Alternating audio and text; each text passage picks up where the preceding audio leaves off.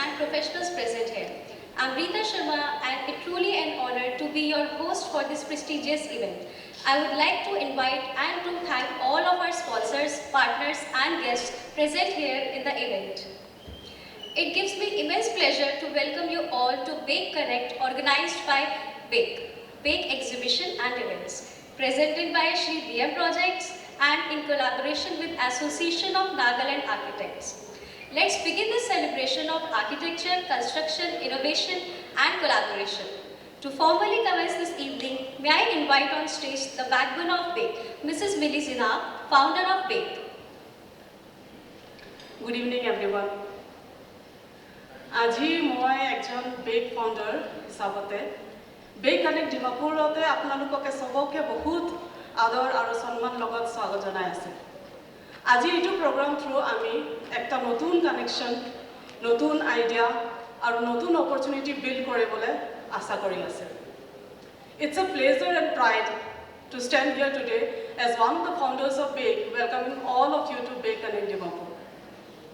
Today is not just an event, it's a celebration of ideas, collaboration and the ever-evolving world of architecture, design and construction. Dimapur, with its growing creative and professional community, is the perfect place for conversations that shape the future of our built environment. We are truly honored to have such an esteemed gathering with us today. I would like to extend a warm welcome to our distinguished guests, speakers and panelists. Architect 𝗲𝗄𝗃, we are awaiting. Architect 𝗘𝗔𝗂𝗃𝗍𝗂, Architect 𝗘𝗶𝗺𝗺, Architect 𝗘𝗍𝒂𝘃, Architect Rana Mohanto, Architect 𝗘𝗶𝗺𝗀𝗀, Architect Prashant Pradhan, Mr. Kanjang Jeliang, Dr. Kheuka Muru, Architect Freddy Walang, Mr. Mridanga Hazarika, Mr. Deepjyoti Barua, Mr. Tungcha Tambo, Architect Visanino Keneo, and Dr. Jantung Nugli.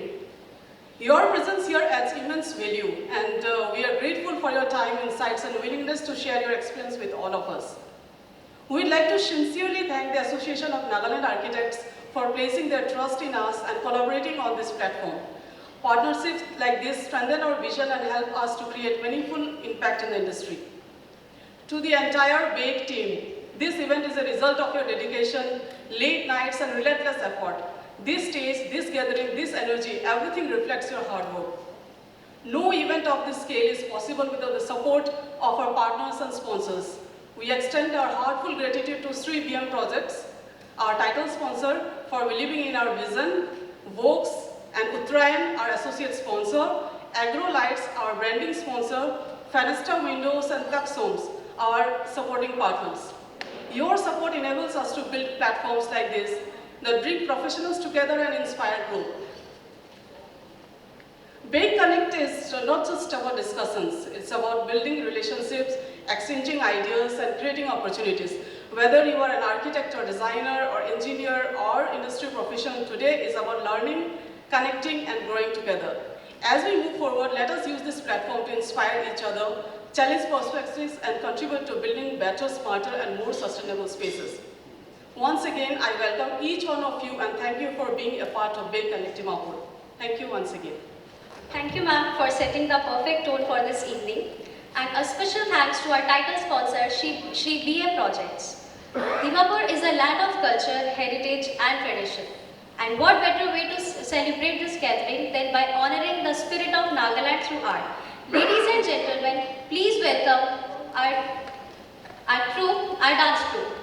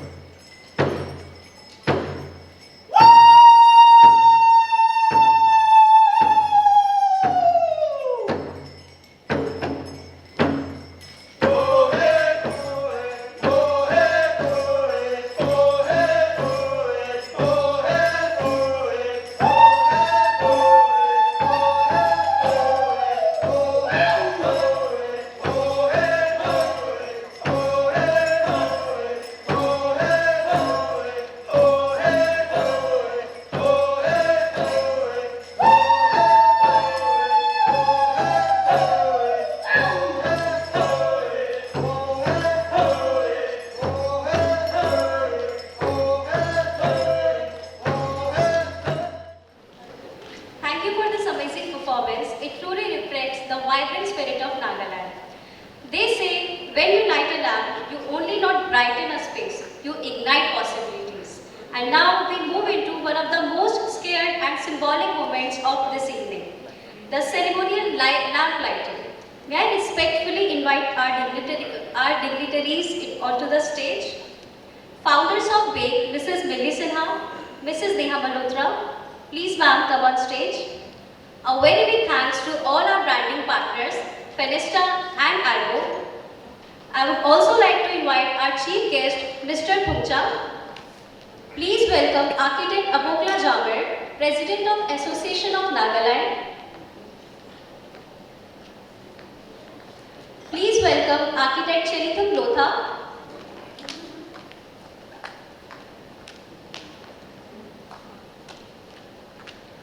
Please welcome 𝗀𝗃𝗵𝗃𝗍, President of Civil Engineering Association of Nagaland.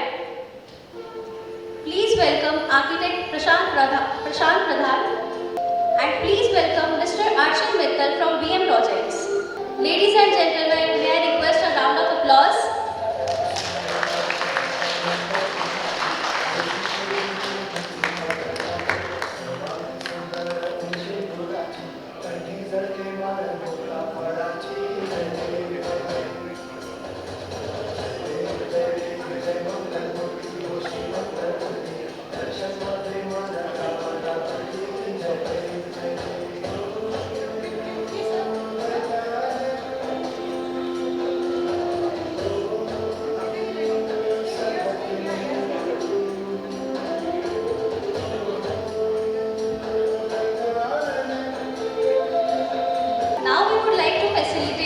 All of the guests. This event is nothing without our partners. We are thankful to our title partners, BM Projects, our associate partners, Works and Trial Groups, our branding partners, Algo and Fenesta, our supporting partners, Touch Homes, and please welcome our digital partner, Highland Dawn Media.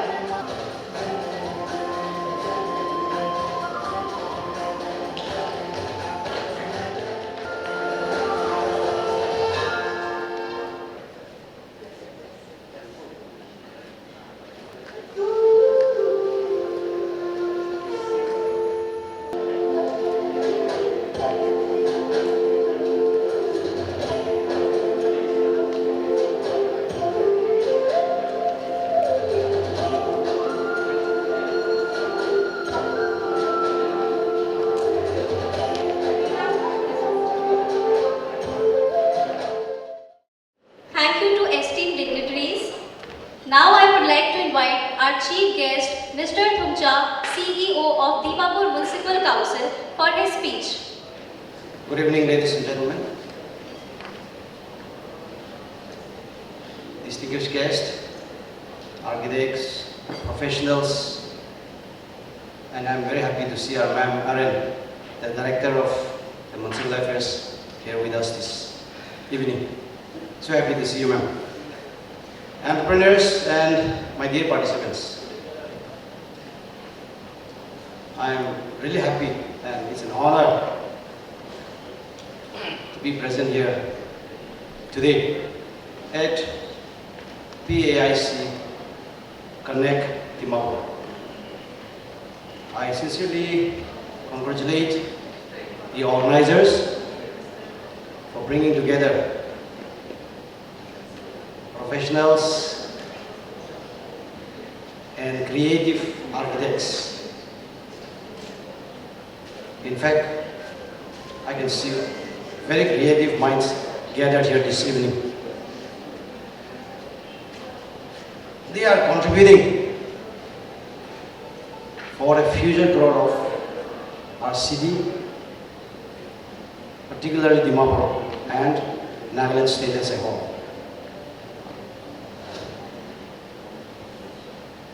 Dimapur today stands at an important stage of transformation. As we all know, Dimapur is the commercial gateway of Nagaland, and our town is rapidly growing.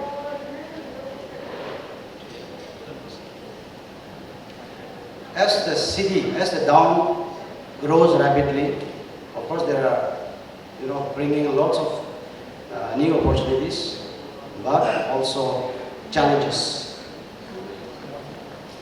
in terms of urban planning, infrastructure, traffic management, and public spaces.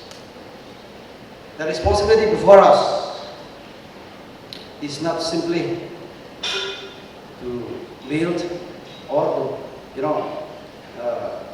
expand our cities, but to develop them thoughtfully and, of course, responsibly. In this journey, architects and professionals play a very important role especially in town planning. You are not only designing buildings, you are shaping communities, preserving identity and creative environments that reflect both progress and our culture. Nagaland is rich in heritage and creativity, and it is important that our development continues to respect and reflect our unique identity. At the same time, embracing modern innovation. I would like to especially encourage the young professionals and architects present here today to continue striving for excellence, innovation, and sustainable practices. The future image of Dimapur and Nagaland will depend greatly on your vision and commitment. Of course, when we talk about architects, creativity comes first. And creativity strikes us when we talk about your works. I believe that through collaboration, I always speak about the concept of collaboration. We need to collaborate with one another. We need to collaborate with urban level bodies. We need to collaborate with other architects from other states, architects from all around our country.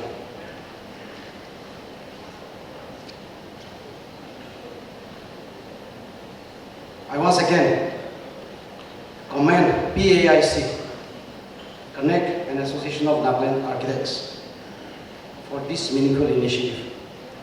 For me, this Baic Connect is something very new to me. When they approached me to be the special guest or to be an invitee for this program, I was not very comfortable because this is something new to me. I've heard a lot about architects, but when we discuss about buildings, architectural designs, I'm very new to this field.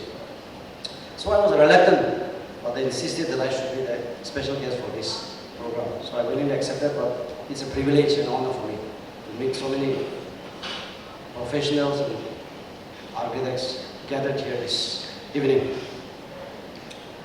I wish this initiative great success, and I wish everyone a productive and wonderful evening of discussion and deliberations, because as we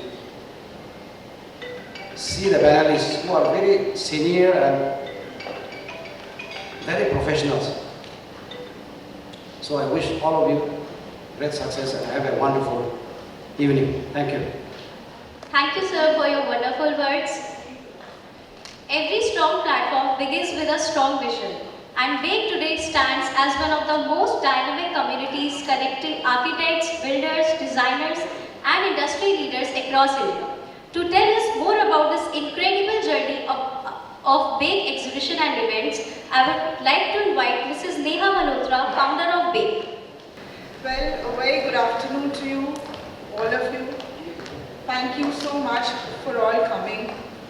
Thank you so much for your presence here in Dimapur.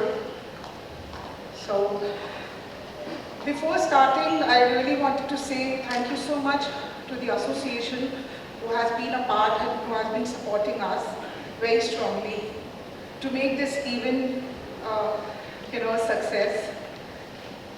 Thank you so much to all sponsors who has trusted us to make this event happen here in Dimapur. And I really like to thank each one of you for making this evening more successful.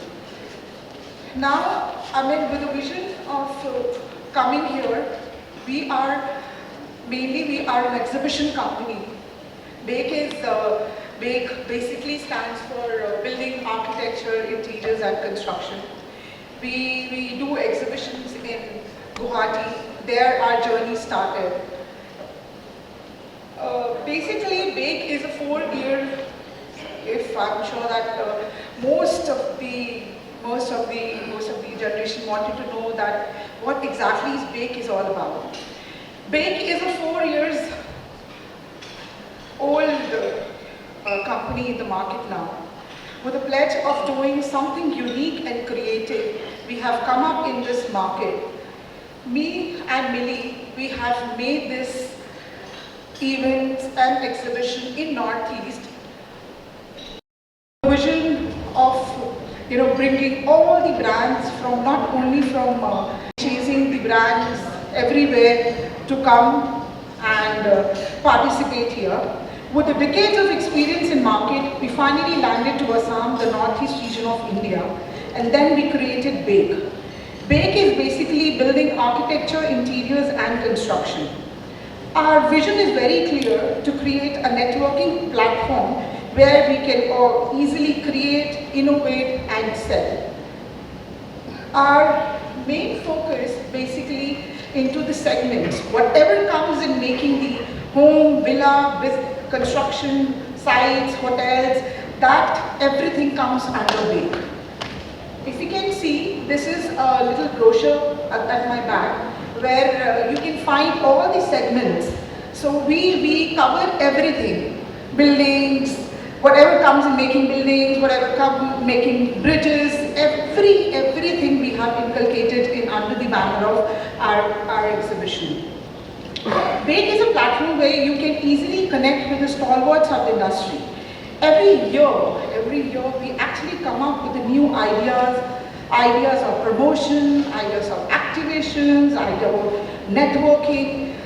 Well, we itself created a lot of events in the exhibition like Baic Connect, okay, where we have invited, we make sure that all the architects, builders, construction, contractors, everyone comes under the one banner. Since it's been 4 years, hundreds of brands trusted here, not only from the surroundings, from Dubai, we have brought the brand in Guwahati, in Assam, from Delhi, Bombay, Bangalore, Hyderabad. Most of the company trusted us from the interior, building, architecture, all the sites, and they have come and participated with us.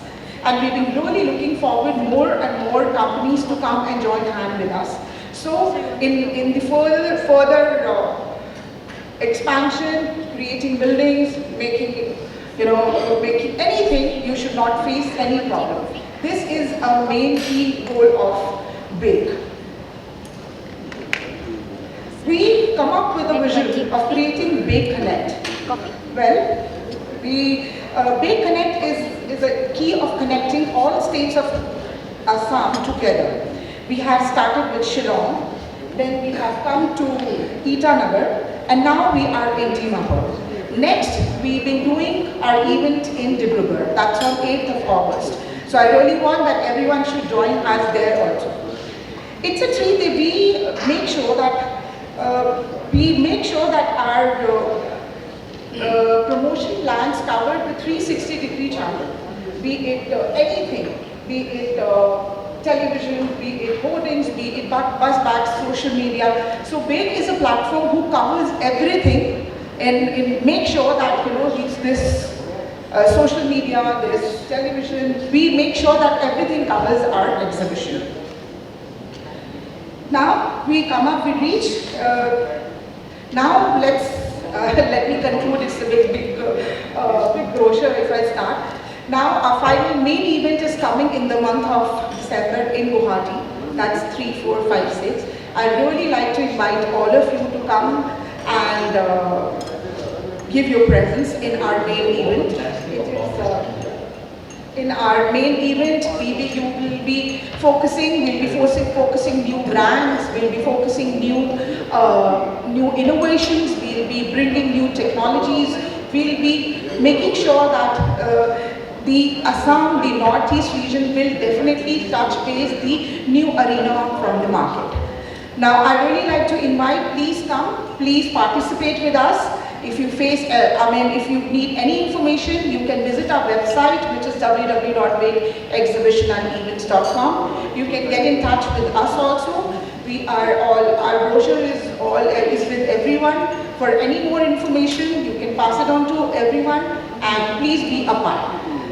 Before I conclude this, I really want to thank all our sponsors, the most important, the Shri BM projects, who have trusted us and come in Dimapur in such a wonderful market. Our sponsor Rocks, who is being with us in all our events. I really wanted to thank Daksh Homes for bringing a unique furniture. I really want to thank Fenesta. He's been part in 𝗕𝗏𝗺𝗃 and now in Dimapur also. I really like to thank 𝗃𝗏𝘅𝗁 Builders, who is being a backbone of us always and always with Jyoti sir. And really like to thank 𝗀𝗏𝗁𝗁. So I request all of you kindly visit their stalls and appreciate them, support them and motivate them, so next time they can come with more and more bigger area with this. Thank you so much. This is a little glimpse of our shows, what we have done. Please switch on the video. In the evolving landscape of Northeast India, a powerful platform is bringing the industry together.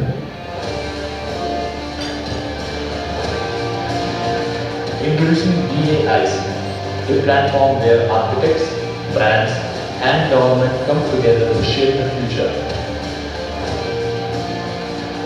Built on a vision of collaboration, innovation, and growth, Baic is redefining how the construction and leasing ecosystem interacts.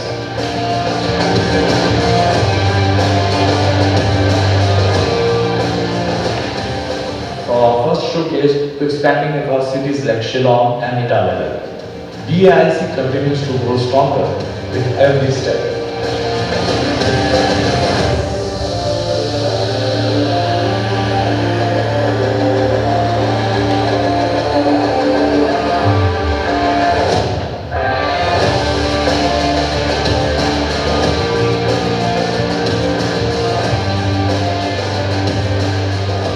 Engaging hundreds of architects, connecting leading brands, and creating new business opportunities across the region. 100 plus brands, 300 plus architects, 3,000 plus visitors. From dynamic exhibitors to insightful panel discussions to meaningful networking, Baic is more than an event, it's an experience.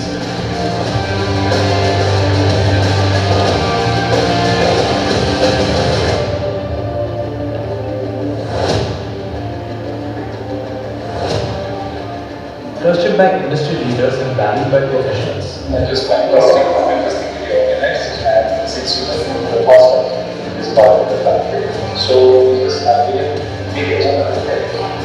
And this art always was increased. And today, when I was fully introducing myself, then I was totally convinced that others will be really successful. Now the contribution is amazing. I like it. I hope it is for the day. And now we take the next big leap.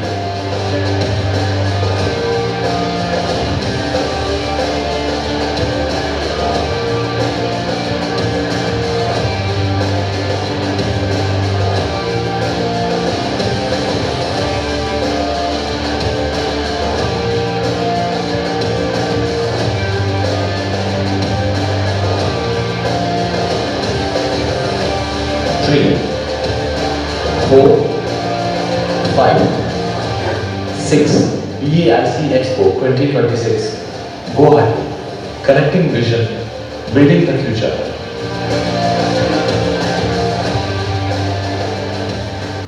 Thank you, Ms. Sneha, for sharing the inspiring journey of Baic. We are thankful to Association of Nagaland Architects to collaborate with us. And now, we are truly honored to welcome Architect 𝗙𝗂𝗪𝗻, President of the Association of Nagaland Architects, to deliver the opening note for today's session. She is well known for her leadership, vision and contribution towards strengthening the architectural community in Nagaland. Please, ma'am. Good evening, ladies and gentlemen, and a warm welcome to all of you who have gathered here on behalf of the Association of Nagaland Architects. I want to convey a special thanks to Baic Connect for organizing such a wonderful event, and we anticipate an evening of new insights, discussions, and learning as the program unfolds. First and foremost, Anna would like to acknowledge the presence of our esteemed chief guest, Mr. 𝗙𝗲𝗪𝗁𝗁, who is the CEO, Dimapur Municipal Council, and also we welcome our speakers. First, our very own Anna member, Architect 𝗕𝗲𝗪𝗁𝗁, who is the lecturer and present HOD at 𝗃𝗏𝗃𝗃. Also, we express our gratitude to Architect 𝗃𝗏𝗃𝗃, founder of 𝗃𝗏𝗃𝗃 Architects, which is a design studio based in Gangtok. So we look forward to learning more about your work, your practice, and your journey in this creative field.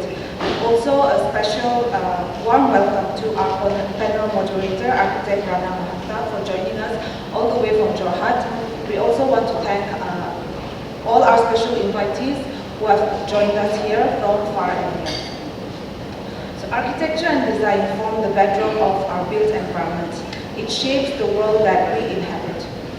It is a multidisciplinary and collaborative field where we work closely with engineers, clients, contractors, and many other stakeholders to achieve growth and success in this industry, apart from many other factors like talent, skill, hard work, discipline, etc.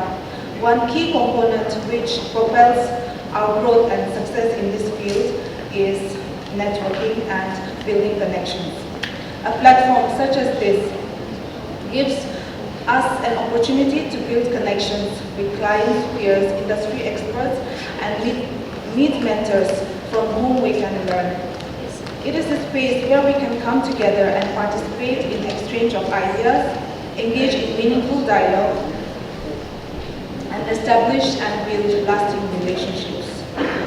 I want to urge all of you to use this platform today so that we can get to know one another, and also gain inspiration from diverse perspectives, because all of us gathered here, we are from different fields.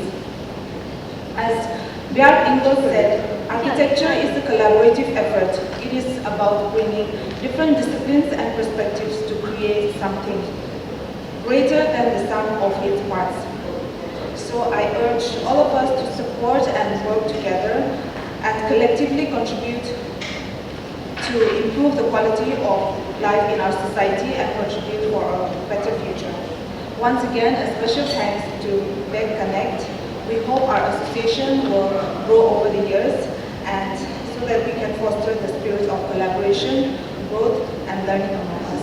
Thank you once again. Thank you, ma'am, for your wonderful words. Now, I would like to would like to invite Shri BM Projects for their material presentation. Their knowledge becomes stronger when innovation meets application. May I now invite Mr. 𝗓𝗔𝗜𝗖, Director of BM Projects and our title sponsor for their presentation. When we go, I'm a travel enthusiast and I travel so much, and when I first came to Nagaland, my first project was for a church. It was called 𝗃𝗃𝗵𝗁 Till the time I came to Nagaland, I thought I used to eat meat. But at that church, the priest, he had prepared a lunch for me, and during that lunch, the meat piece which I got was the heart of the chicken. That day I got to know I was not a non-vegetarian. But staying in Nagaland made me see the beautiful landscape. These landscapes, the photos which we took on our own. Sir, this is above Kohima near 𝗃𝗃𝗵𝗁. During my years in Nagaland, I have been very lucky to have gone to Christmases, to weddings.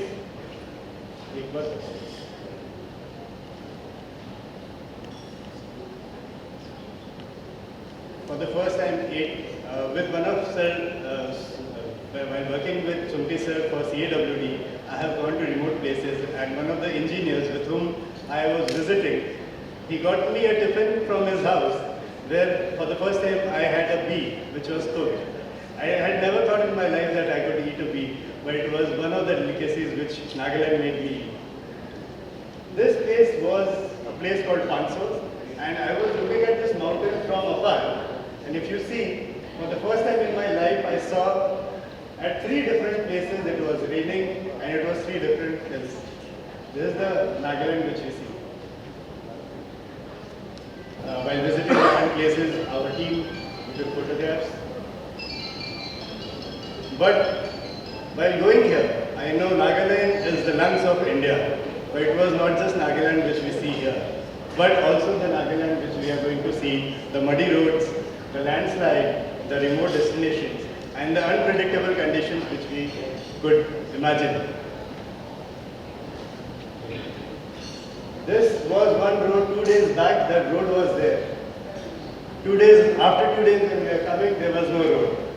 It was because only the engineers of the departments who could take us to roads inside the mountains. This place was called Fisherman's Road. I never knew that it is called a Fisherman's Road.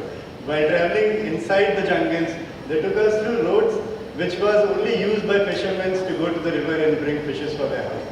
But we traveled through these roads in our cars, and I think you can see the most famous engineer's car, Bolero, is taking us ahead. This wooden bridge, I did not know how my 20-ton vehicle was going to take the pre-engineered structure across this bridge in far off 𝗃𝗃𝗵𝗁. I was not sure, but later we designed the structure in such a way we had to take it in small vehicles and then cross the bridge and then use the structure. So we thought we were going to come and build in Nagaland. But slowly we saw that it was not us who was building Nagaland, but Nagaland was building us. They taught us how to plan for projects, they taught us how to deliver the projects, and that's how we did this. Different conditions we work in. This is our presence in India and the Northeast. Some of the projects which are also there are, now we have recently acquired a 𝗊𝐶𝐼 project in Haryana where we are making 4 warehouses for them. In 𝗊𝐶𝐼 we have just recently completed a project for Reliance Industries, that is their new water, Independence Water and 𝗀𝗵𝗺. Just to make it interesting, I would like to ask 3 questions. It's like a quiz. I would ask 𝗀𝗃𝗃𝗿 sir not to answer because I know you know all the answers. But anybody else, I would like to raise their hand and ask this. We all live here, but Nagaland has many faces. I am going to name 3 places where we have successfully completed projects. If you can tell me the name of the district, you can brag about it later and we can give you a small gift. So, the name of one village is 𝗃𝗃𝗵𝗁. I just revealed the name of the district also in my speech earlier. If anybody could raise their hand and tell me the name of the district where 𝗃𝗃𝗵𝗁 is. Kifri, sir. Thank you, sir. Sir said Kifri. Pungro is 12 to 14 hours away from Dimapur. Imagine sending a 20-ton steel structure during the monsoon to Pungro. That was not logistically an easy game. 500 anyone? 500? Nagaland. Correct. Thank you. Nagaland near 𝗕𝗔𝗖. 500 was one place where the roads were narrower than the lanes in, I think, in cities of Dimapur. It was a road where we had traveled with the engineer. I think the mirrors of the road were getting touched with the bamboo structures which they have put for bounding their houses. 𝗓𝗏𝗄𝗿. Correct. 𝗓𝗏𝗄𝗿. Thank you, sir. I visited the biggest church in Asia in 𝗓𝗏𝗄𝗿. I couldn't imagine, and people used to tell me, 𝗓𝗏𝗄𝗿 जाओ, वहाँ पे बहुत बड़ा church है. मैं बड़ा church कितना बड़ा चर्च होगा? But I went to that church. I saw the audio system there, and the people they're sitting there. They were practicing for Christmas, which was gonna be there in 1 month. It was a lovely sight. I even had a video. I wish they could have uploaded the video in this presentation. Thank you. So these are some of the places in Nagaland where we have completed our projects. We have done at 𝗃𝗏𝗺𝗁 and 𝗃𝗏𝗺 we have done a project. Longlem, 𝗂𝗂𝗎𝗻 and Mon we have done projects. 𝗂𝗂𝗎𝗻𝗁 we have done some few projects. So what we deliver? It is, we work in an EPC model, but it is not that all the projects which we have done were EPC. Some projects we got in between, that is like people, reputed designers and architects from Nagaland and Delhi and Guwahati, they had designed the projects and we got to be the contractors for that. We completed those projects. So we have an in-house engineering team and a procurement team, and then we deliver the project with the interiors and the sound systems. With architects, I think when doing a project, the nightmare I would call it a nightmare, would be coordination gaps. So in our company, what we have done, for each project, we have our own project manager who has been taught about most everything from inside the project. They learn the design, so that the architects and the clients and contractors, they can just talk to one person, so that the flow of the whole project can be known by them. We also give our architects or designers, we give them a link from our website where they can track the project on daily basis. Whatever the project updates are there, they can see it there, they can even comment there, and then we can give them feedback on that. So when we started the company, it was not one company. I was into the construction business, my brother, he was into ELB and sound. Later when we came to Nagaland, we saw that working in remote places and people asking us to do different things at one place, we saw that integration was very important. Because in a place like 𝗃𝗏𝗃𝗃, 𝗃𝗏𝗃𝗃, if you go and you have to build a house, and then there you see you have to find a contractor for electrical, you have to find a contractor for fire, you have to find a contractor for the electric ELB. It was very difficult to find different people. So we deliver integrated projects which help us give the client one-to-one, one-stop solution. In our team, we have 4 engineers who look after the projects. We have different project managers, and me and my brother, we look after the growth and sales of the project. These are the things which we execute. We are into pre-engineered buildings. When we came here, that time, most of the projects were civil structures, but we tried to introduce pre-engineered buildings. The first project which we introduced was the Smart City project in Kohima, where the building was supposed to be in a civil structure, but the timeline was not according to civil. And when we changed the model to PEP, and we got the timeline to less than 40% of what the civil structure was going to take. We have worked in different industries. We have also done, in many of the places, we have done multi-purpose halls. And all the multi-purpose halls, we have done sports flooring and also the sound and light. These were some of our important projects which we have done. These are the towers. One tower was made in 𝗕𝗏𝗼 and the other tower was made in 𝗀𝗏𝗧. We had designed the tower and done the pre-engineered work and installation too. We had also created the park, the hotel which was around it, the farmers market. These are some of the multi-purpose halls. At later stage, I got to know why the multi-purpose halls were so, every city, every town, they wanted to have a multi-purpose hall. Because when I met the NHIDCL director, he told me that the vision of Nagaland is very clear. They want roads to remote places. But to get roads to remote places, if they don't have a project there to show that they need the road, the central government doesn't sanction the road project. So the departments, different departments, they started building multi-purpose halls at different remote locations like 𝗕𝗏𝗺, 𝗃𝗃, 𝗃𝗃, all these places, so that they can approach the central government for funding for roads later. We did some private projects also, and we also did projects which were subcontracted to us, which we did not do it directly. One project was town hall. We did a 80,000 liter temperature controlled swimming pool in Kohima. This was a restaurant which we did for a company called 𝗀𝗶𝗺 at their hotel in Bibor. These are some of our projects which were not in Nagaland. In Jagi Road, there is a Tata microchip plant which is coming up. Near that, one of the honorable ministers of Assam, they are going to come up with this Home Depot kind of a store where they can find A to Z hardware and electrical solutions. So for them, we did this 25,000 square feet warehouse of 2 stories, which was later 50,000 square feet, G+1. And in Tinsukia, we completed a foam making factory for the shed for them. Some of our other works which we have done around Assam and Northeast. Since we are giving one and single stop solution, we also have our in-house team which does flooring work for FM2 flooring, VDF flooring. We have our own equipment and team. Other things which we have done, which we have also showcased here, are our sound, our light, acoustic systems. So these are some samples of that, those and the fire safety hydrants.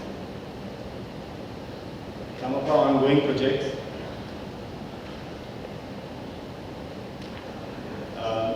We have been trusted by different companies, different clients. We have got, these are the important clients for whom we have worked here in Nagaland. We have done the town hall for the Development Authority of Nagaland. We have worked with the Youth Resource Baic in Kohima. We were working with 𝗀𝗏𝗃𝗖 sir at CAWD. Recently we completed with Reliance Industries for their 𝗀𝗏𝗃𝗿 and Independence Water Factory. We have made showrooms for Mahindra and Maruti Suzuki. We got empaneled in their company for these things. Nagaland Tourism also, we did some projects. We did a hostel for them in Longtho. So our advantage is the knowledge of Nagaland which we have acquired in last 7 years. We have been working at in-depth and at remote places in Nagaland. We do end-to-end execution. We help people if there is something which we are not doing, we will bring you contractors and we will get you accommodated with them, and then you can do your own work with them. We have delivered at different projects. These were our final projects. We have delivered at different projects, so we have the experience of that. Thank you so much. Thank you so much, sir, for your presentation. Ladies and gentlemen, we now move into one of the most important segments of this event, a conversation that goes beyond infrastructure and speaks about vision, policy and sustainable growth. Our panel discussions today's topic is Building the Future of Nagaland, collaboration between government, architecture and industry. To lead this insightful conversation, it is my honor to invite our moderator, Senior Architect from Assam, Architect Rana Mahande, for today's panel discussion. With over 44 years of professional experience across Saudi Arabia, Doha, Qatar, Dubai, UAE and India, he currently leads his architectural consultancy in Guwahati, Assam, and is also a visiting faculty at Guwahati College of Architecture. Please welcome. Now I would like to invite on stage Architect 𝗘𝗍𝗄𝗂, Secretary of Development Authority of Nagaland, and a professional who brings deep understanding of urban planning, sustainable development and future of our cities. Ma'am, please come on stage. Please welcome Architect 𝗘𝗍𝗄𝗂. He is well known for his contribution to contemporary architectural practices and design development in Nagaland. Please sir, come on stage. Please welcome Mr. 𝗘𝗫𝗄𝗂. He is among top builders in the execution and construction ecosystem. Mr. 𝗘𝗫𝗄𝗂 brings valuable on-ground expertise and practice industry insights. Please welcome Dr. 𝗕𝗫𝗄𝗂, Assistant Professor in Department of Civil Engineering. His engineering expertise continues to shape resilient and future-ready infrastructure. Please welcome Dr. 𝗕𝗁𝗂𝗄𝗂, an accomplished professional whose experience and multidisciplinary insights and immense value to industry dialogue. Please welcome on his stage. Ladies and gentlemen, please put your hands together for our esteemed panel. We now invite all our panelists to take their seats as we begin what we promises to be engaging, insightful and meaningful discussion. It's my pleasure to be here among all of you. And when I was given the invitation for this panel discussion, I could not resist myself, and I had come from Guwahati for this purpose today. And I'm so pleased to be among so many distinguished panelists and all this, mostly the young, the creative team, other professionals, dignitaries, and I hope to carry out a very healthy discussion on today's topic. As you can see, today's topic is on the building the future of Nagaland through collaboration between government, architects, and industry. Now, in my opinion, in any kind of development, it is never a one-man show. It's a joint venture, and there are multiple stakeholders of the industry who collaboratively can make a product, make a development. So here we are today very fortunate to have architects, engineers, policy makers, and many more. So, since we have some restrictions on the time as well, so I'll try to make it as brief as possible. And after our discussion, it will be open for the audience if you have any questions for our panelists. So, can we start now with the question list? Yeah? So, good evening again to all you panelists. And my first question for all of you will be a common one. As I said, because development is always not a show, it is a collective effort, and we are professionals, experts from diversified field. So, I would like to have your individual insight and suggestions for, as we said, the building of future Nagaland. And having said that, what are the difficulties, the hazards, challenges you all are facing, and how can all those be handled? These issues can be addressed for a better, practical, and peaceful development. So it's a general question for all of you. So, ma'am, solo. So, can I have your answers first? Esteemed moderator, my co-panelists, thank you for this time. The topic that we are here to have a brainstorming discussion, which is building the future of Nagaland through collaboration between government, architects, and industry.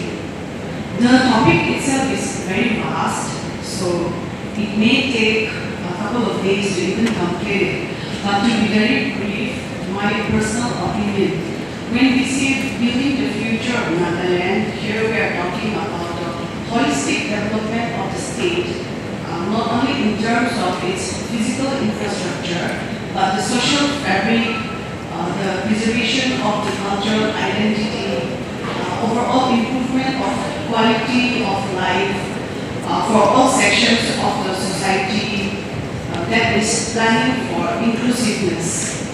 Now, talking about the various issues and challenges, starting right from the grassroots level, we all know that Nagaland is a landlocked state, and the scope of development is somewhat limited, but that doesn't stop us from pursuing further and venturing out or looking out for opportunities or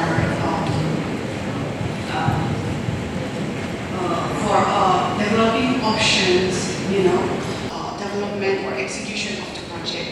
So that is the actual background that we are facing here. Now we have this very special, very dear to our heart, Article 371A, and the core objective is preservation and protection of our customary laws, which is very important. However, many a times, often we misinterpret that, and it also causes a lot of obstacle to our development. However, on the other hand, it also gives us a liberty to work out our alternatives. Like it is because of that reason it enables us to look for an alternative solution to bring about different ways in context to our local context. So accordingly, now collaboration between government, architects, industry.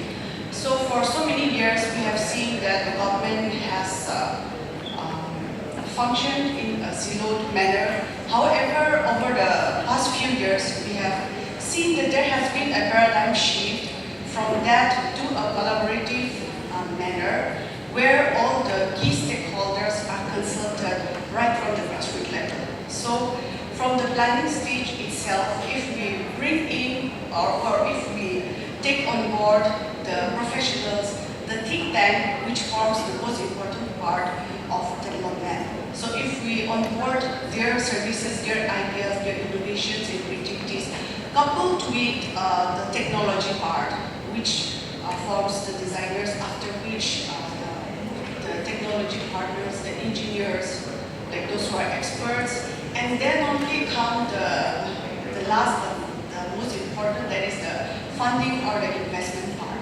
So everybody plays a role here because you have the plans in hand, you have the designs, you have the technology. But if you don't have the funds, it becomes very difficult. Now, these days, as we look around in most of the cities which have really developed over the years, it's all about investment. The private parties, the industry is coming and investing in the right manner. So in order to have this, and also in context to our local issues and local problems, we need to bring up project proposals which are truly bankable, which also benefits, and we need a lot of research sales, R&Ds, which is lacking in our state. Because a development or a project cannot be done in a piecemeal manner. Everything has to be a holistic approach. So there's a hierarchy when it comes to planning for spatial development, etc. Most of the time it is observed that certain levels are being superseded and we go to the next level. So there's a master plan and we don't follow that. We bring up projects and then now we see that the project is not very viable for that particular place. So all these things has to be looked into and the proper hierarchy has to be maintained. And also we need to take on board the most important key stakeholders right from the initialization. Yeah, thank you. I quite agree with the many points that the have said about on the topic. I'll be always supplementing some points. When we talk about a holistic development, I think we need to set a proper. Now, when you say ambience, it would cover a political atmosphere conducive to conduct business, to carry out any developmental programs. There should be a proper infrastructure, perhaps which the government with whom we depend them to provide should also. Once we have these settings done, then I think we should be willing to accept any development, collaborate with the vendors, the users, and also the government. One of the biggest challenges, as Madam has said, is our land holding system. See, the state government owns just 3% of the land, out of which maybe about 1% of the land belongs to the forest department. So where is the land? So we talk about bringing a project and need to be implemented on the ground. Now where is the land? So this kind of scenario creates a lot of unpleasant experience and also delay the projects. Well, the funding is also one thing, positive funds, because here this area is a very low level industrialized area and the economy is a real big. So everything, most of the things we have to depend on the flow of funds from the government. So this is one of the issues. Apart from that, there are also obstacles such as, like in absence of policies, like when you talk about the guided development of a place, I think we need to have the master plan in place. That should guide the development and not to let it go haphazardly. Unfortunately, master plan is only a document. In fact, Dimapur has a master plan prepared way back in 1975, but that was not really taken serious and the government did not implement it. Likewise, there are so many other towns which has master plan, but so far we are not able to implement any of the master plans. Apart from that, there should be some sort of developmental control so that things are in proper shape, the development is guided. So for example, we talk about the building bylaws.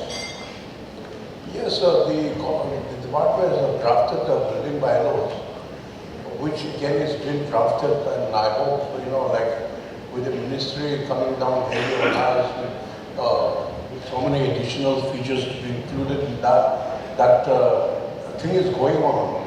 And the ministry also wants this building bylaws to be implemented online system, which that means we need to template our building bylaws. Such problems are there, but I'm very sure and certain that the department is taking care, and very soon we'll be having a building bylaws and then we'll be implementing it to have a proper guidelines. I think that's it. 𝗓𝗏, I would just like to ask you one important question. You have mentioned a very important point actually, and that is implementation of the master plan, okay, and which has been done long back, and it is not properly implemented. Is that what you are saying? No, it has never been implemented. It has never been implemented. So this is what I feel is a very disastrous situation, because it is like a traveler going without a road map. A traveler traveling without a road map. So what best we can do to make this master plan updated, number one, and then implemented. I'm sure it is not a one-man job. It has to be collaboratively done by all the agencies involved. So what will be your suggestion, Architect 𝗓𝗏? Well, one of the biggest obstacles is Article 371A, which empowers the people to have the rights of the land and the resources. Now, if the government decides that, okay, as per the land use of the master plan, we're going to have the commercial area in this area, in this particular place of the town, a residential, it need not be very rigid as such, so we may even go for a mixed land use. But You know, when the right is with the people, unless the people are educated and are aware and welcome such kind of changes, it's going to be a problem. Thank you so much. Dr. Puru. Good evening. Thank you, Baic and the Association of Architects of Nagaland for creating such a platform. In fact, among the panelists, I'm the most misfit person here. I'm just consumer and user rather than from engineering or architectural background. But I, as a consumer and as a user, I just want to bring forth certain observations that will remain on the daily basis we encounter. So basically, when we are talking about the future development of Nagaland, I think I totally agree with the previous two panelists. That and more to that, not to repeat the point I made on a different part in saying that I have more questions than answers. For example, as I've been saying that, as Mr. Cenethan has rightly pointed out that we have master plan, but since 40, 50 years back, with no implementation at site. Now, as I observe, even in the field of development and construction and infrastructure, the rate of technological change is almost a decade or even less. Probably in Nagaland, we are still stuck in those 70s and 80s way of coming up with our infrastructure. So where our roads doesn't survive a monsoon, where our offices are built in such a way, very colonial perspective way of building construction government offices and buildings where you don't have a proper lobby for the public whom you are serving. You don't have a proper washroom for public to, while attending the office, you don't have those facilities. Or you have a dingy corridor where you don't feel like you are visiting offices. So the perspective of building or constructing those buildings have been mostly from the perspective of Babu's ideas, not from the perspective of users or the public or from the perspective of services. So those things have to be changed, even in Nagaland. So is with as I've said, the limitations. Of course, in the last 10 years, 15 years, the concept of hiring an architect or taking the services of architects has become an ill thing. But it was, it was a new thing 10 years back in Nagaland.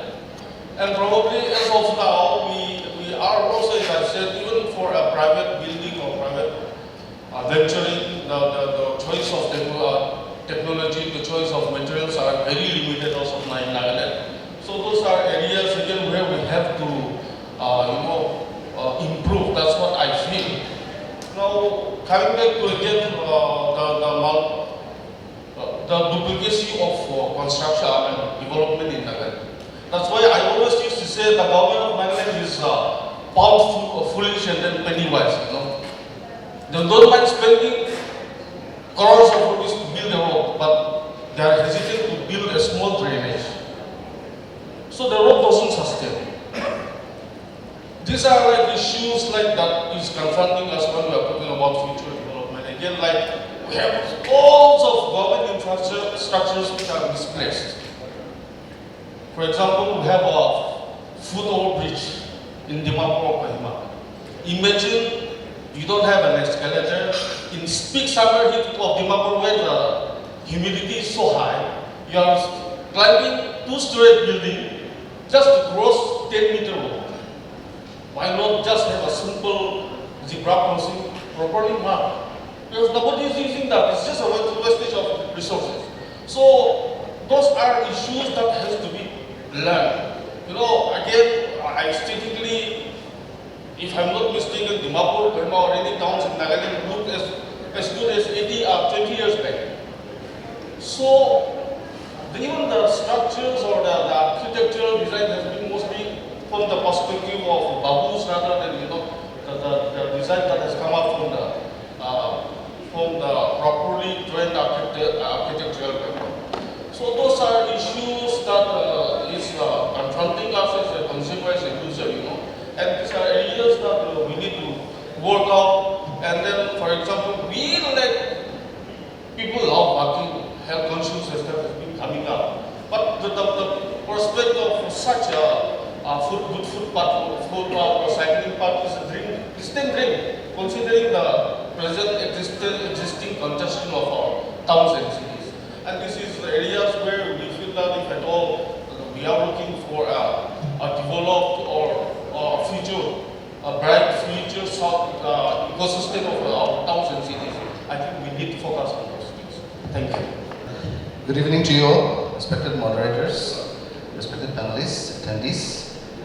I want to bring one perspective, since we are talking about the infrastructure ecosystem of Nagaland. From my experiences, I'm quite happy to see the president of the Business Association of Nagas today. I've been itching to tell a few points. Nagaland, we have a lot of unions. I think we must be having a stone crusher union also. Hopefully, in terms of this ecosystem, there are also a lot of business opportunities and there are gaps where we have to exploit. Now, we very well know, let me try to put it in a layman's terms as possible, that nowadays for concrete, for RCC, the grade specified is M25, M30.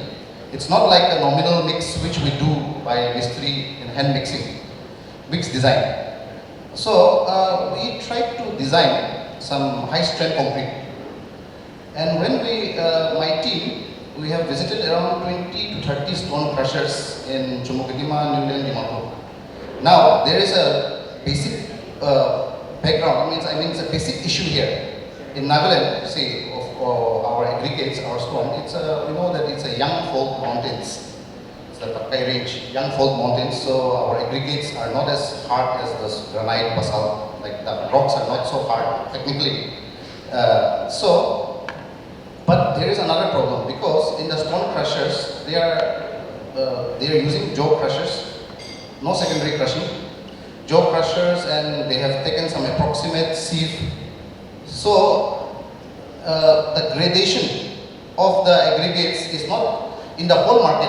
If I see the whole market, the gradation, it is not giving me the mixed design which I desire. So I need, if for example we have done a bit professionally, maybe we have used secondary crushers like bone crushers, proper sieve sizing, then it would have given me the technical ingredients needed to make a high strength concrete. In the market, it's not available. So now I have to go for chemicals, plasticizers, super plasticizers. And in Dimapur market, it's not available. Then I have to go to Guwahati again to get the plasticizers. The ecosystem has not grown. Then I need to set up a pre-engineered building. Even the crane I have to hire from Guwahati. So now what is the one issue which I am seeing? In Nagaland, we are talking, our first three panelists, we are also talking about DPRs. Now, to make a standard DPR, firstly, we need some basic things.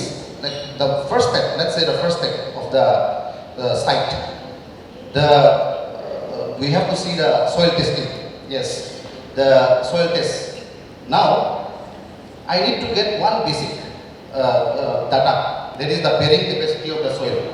Now, bearing capacity of the soil, I need to find the C value, phi value technically, let's say. Now, in Nagaland, I am actually quite surprised. Still, we have so many technically qualified people, engineers, architects. We have a lot of people, we have business people also.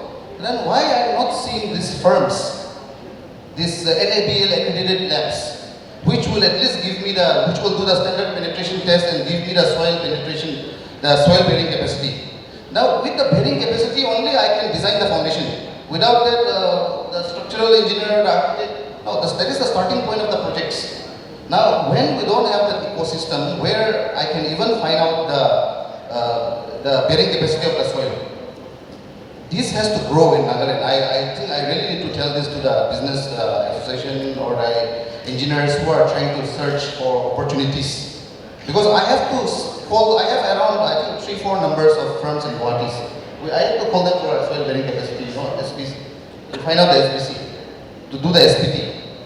So I think these things have to be addressed by business people, the engineers, and when it comes to the DPR, because in NIT, DPRs come for waiting. Now, it's a very strange thing. I think our first 3 panelists, I was listening to all of your point of view. Actually, from the consumer point of view, I'm actually happy to hear that. Now, what is happening?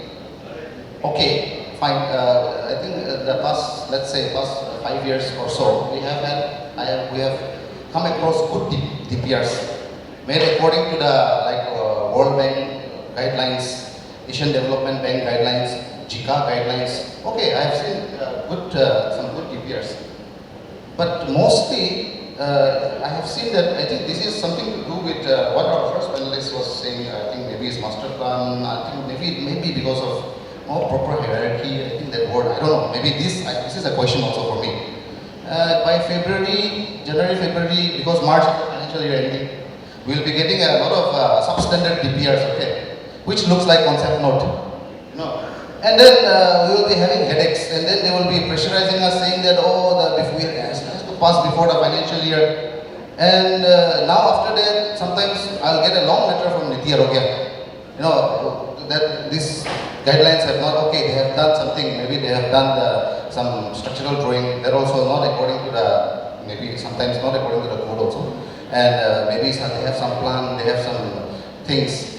But even I think the ecosystem, the firms, these engineering and architectural consultancy firms, I think that we need to pull up our pants here also in Nagaland. We need, because see, if we just simply look at the 𝗕𝗏𝗺𝗫 norms and all, they are talking about that certain things like financial, economical aspects, feasibility in terms of environmental, social impacts, and they have a list. And our DPRs has to reflect that also, not only simply the structural drawing and the thing like that. So those substandard DPRs also, I think the ecosystem, infrastructural ecosystem, if I talk about the infrastructural ecosystem, even our engineers and architects will have to do better, I believe, and there's a scope, because there are a lot of talented people. I'm quite impressed with many of our young architects, actually. I have met a lot of them in the office also. Young architects, young engineers, we have potential. But still, we have to learn just like our moderator, architect Mahanta, he has worked in the Middle East on all the mega projects, and also the professionalism that will be there in those projects. We need to start inculcating that culture here in Nagaland. So I think that's, I want to put a bit of that twist here. Thank you so much. Your insight on the general question. All right. Thank you very much, Mr. Mahanta ji, for this wonderful question. Actually, I being one of the most junior here, my previous speakers has already given technical details about the challenges that our state is facing. So, me coming from the private sector, I was never involved in a government project. So, I do private projects as a contractor. So, I will just say something a little different from what they have shared. Sure. I would like to stress on the coordination in executing a project. So, I'll just share my 2 cents on what I do. Sure. So, from my perspective, from my experience, one biggest improvement can come from an early stage alignment.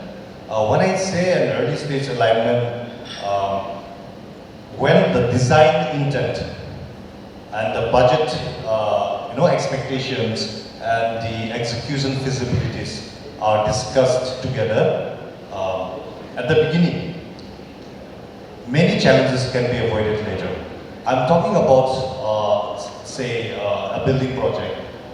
So from my perspective, a practical approach would be to, involve the contractors early on, absolutely not to interfere with the design, but to ensure that what is proposed is, efficiently buildable within the local environment, the local conditions.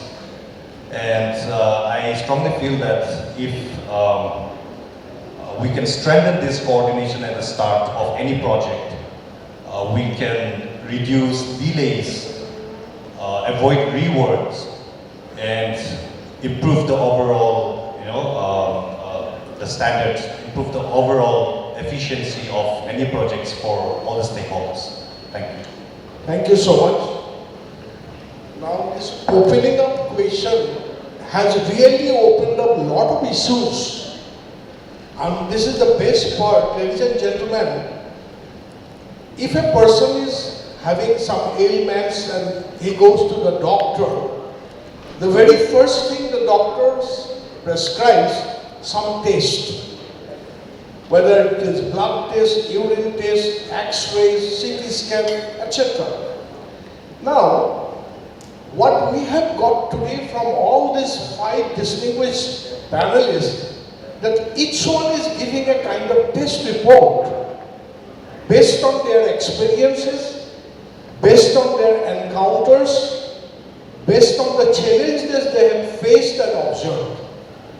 So now, the biggest point, what I personally feel, ladies and gentlemen, that such issues should be collectively put together in a kind of format, and since each individual, including me, is not capable of addressing it, the main stakeholder in the industry, I will not call it industry, the main stakeholder of the state, of the nation, is basically the government.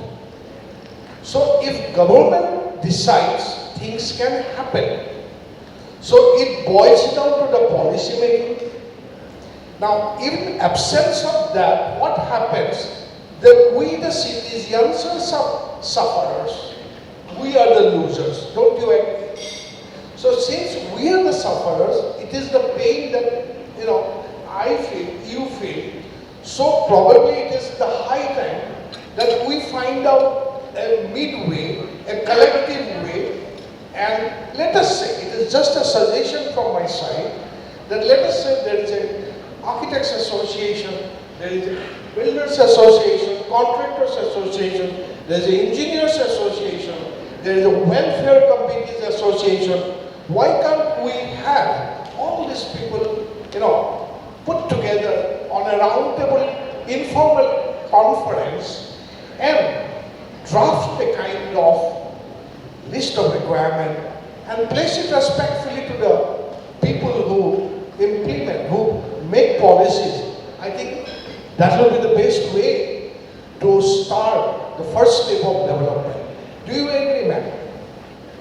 So now, in order to do so, is it possible, the suggestion what I thought in my mind at this moment, do you think is it possible to do something like that? Yes, it's very possible. Yeah.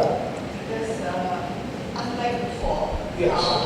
The level of education and art country, we have all the brains in every field of expertise. So if we bring them together under one forum and get the inputs of everyone, and also we formulate how to prioritize the requirements on how to bring about holistic development, then definitely it's possible. Thank you so much. Architect 𝗀𝗃, I would like to have your insight. Let us pick up the example of our city, Dimapur.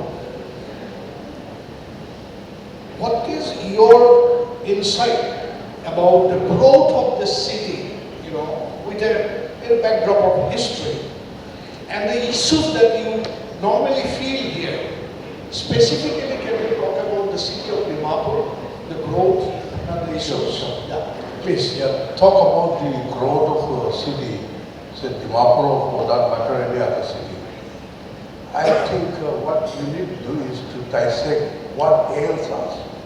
So to do that, I'd like to take you back with some logistics, maybe about 40 years back. The first airfield was in 1987. That was constructed during the Second World War by the Allied forces. The railway station came into being in 1903. Then later on, the airport was handed over to Airport Authority of India. Now, if you see the growth of the population, Dimapur came featured as a census town in 1961 with a population of about 5,000 odd people. In the next subsequent 𝗕𝗔𝗂𝗿, that is in 1971, it tripled to about 15,600. Next, 𝗕𝗔𝗂𝗿, again it tripled, about 35,000. But interestingly, in 91, the population shot up to 57,082.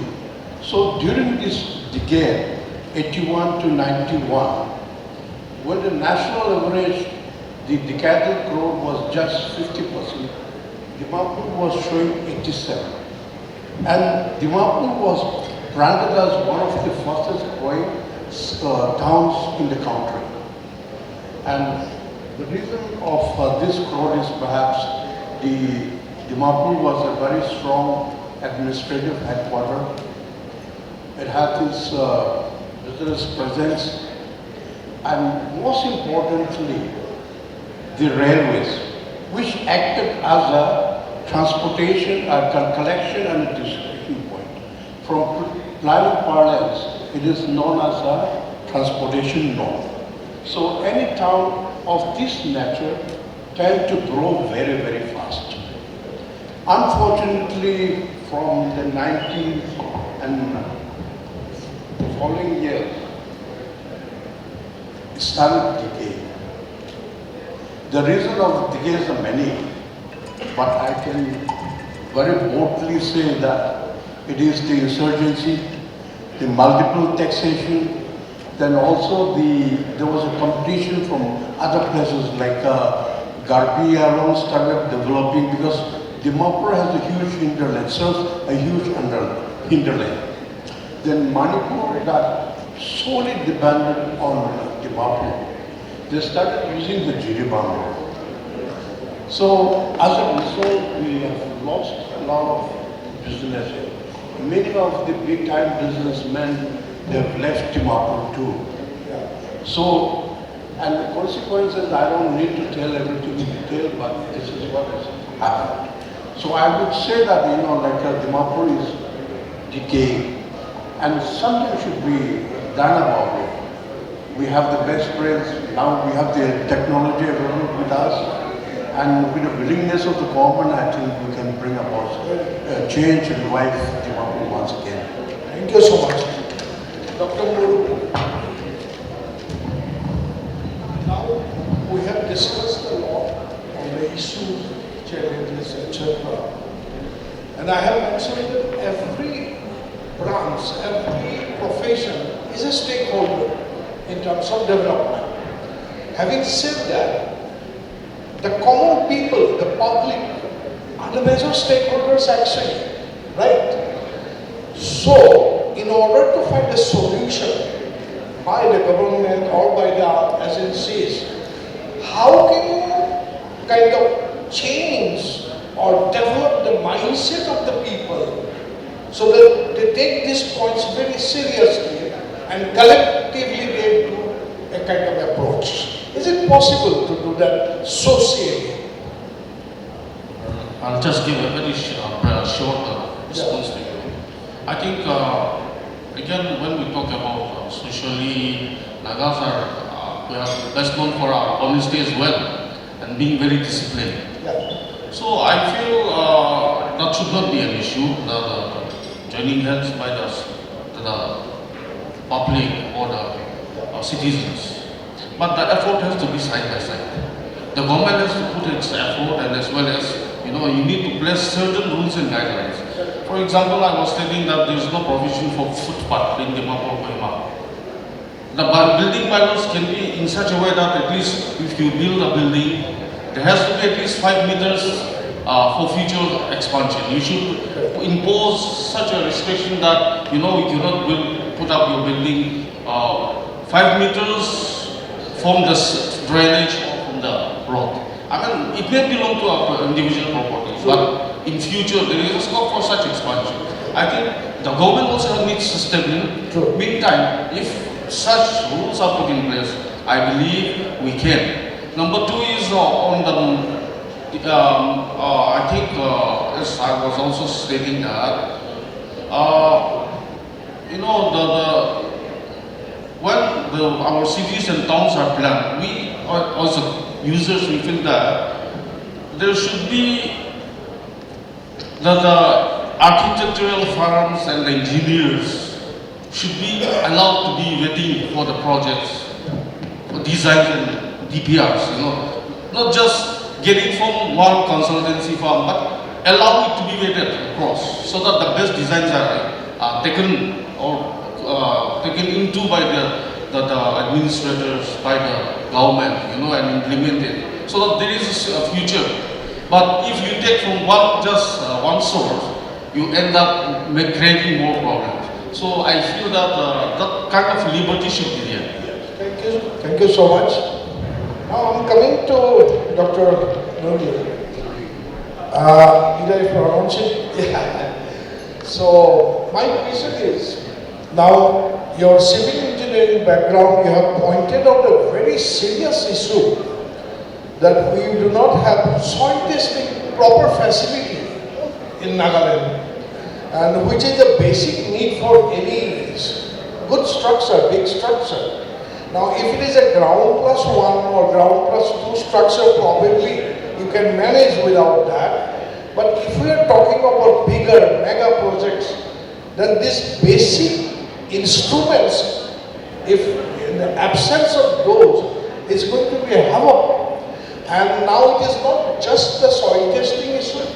There may be high level of surveying, land survey, topography survey, and there can be other issues like water testing.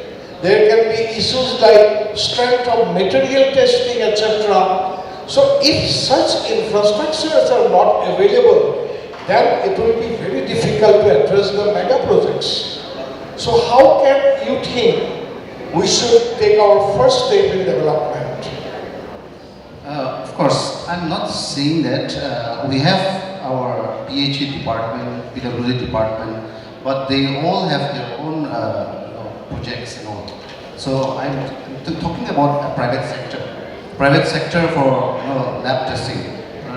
Like you rightly pointed out, now surveying has gone a long way. Now we are dealing with aerial survey.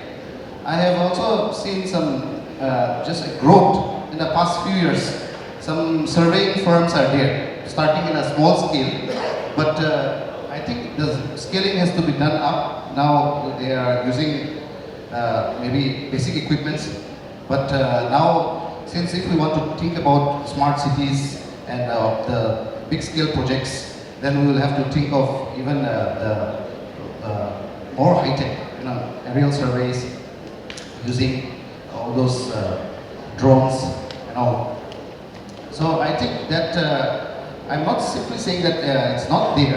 It is there in bits and pieces. Those testing facilities for departments in the department levels.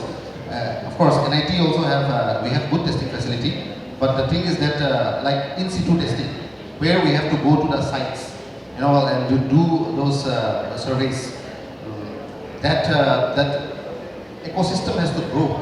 Still, it has to grow. So I would like to point out to our esteemed audience that if we want the ecosystem to grow, then we will have to encourage it. Even the government has to encourage it, and even the entrepreneurs and all the synergy has to be there. I mean, from the government to the private sector, to the entrepreneurs, everything that has to be there, and with proper discussions and deliberations, I think it can be done.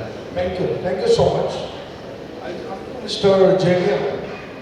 Mr. 𝗕𝗓𝗂, being a builder, contractor, you have a different set of challenges in the field of constructions, and you are involved mostly in the private sector of construction.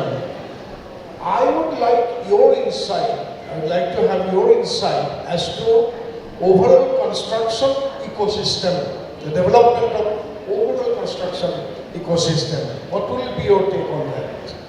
Or what will you, how will you suggest it? Thank you. Thank you for the question.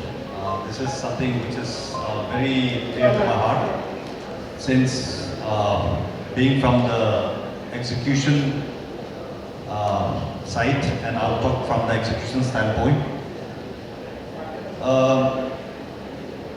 I mean, there are many challenges actually.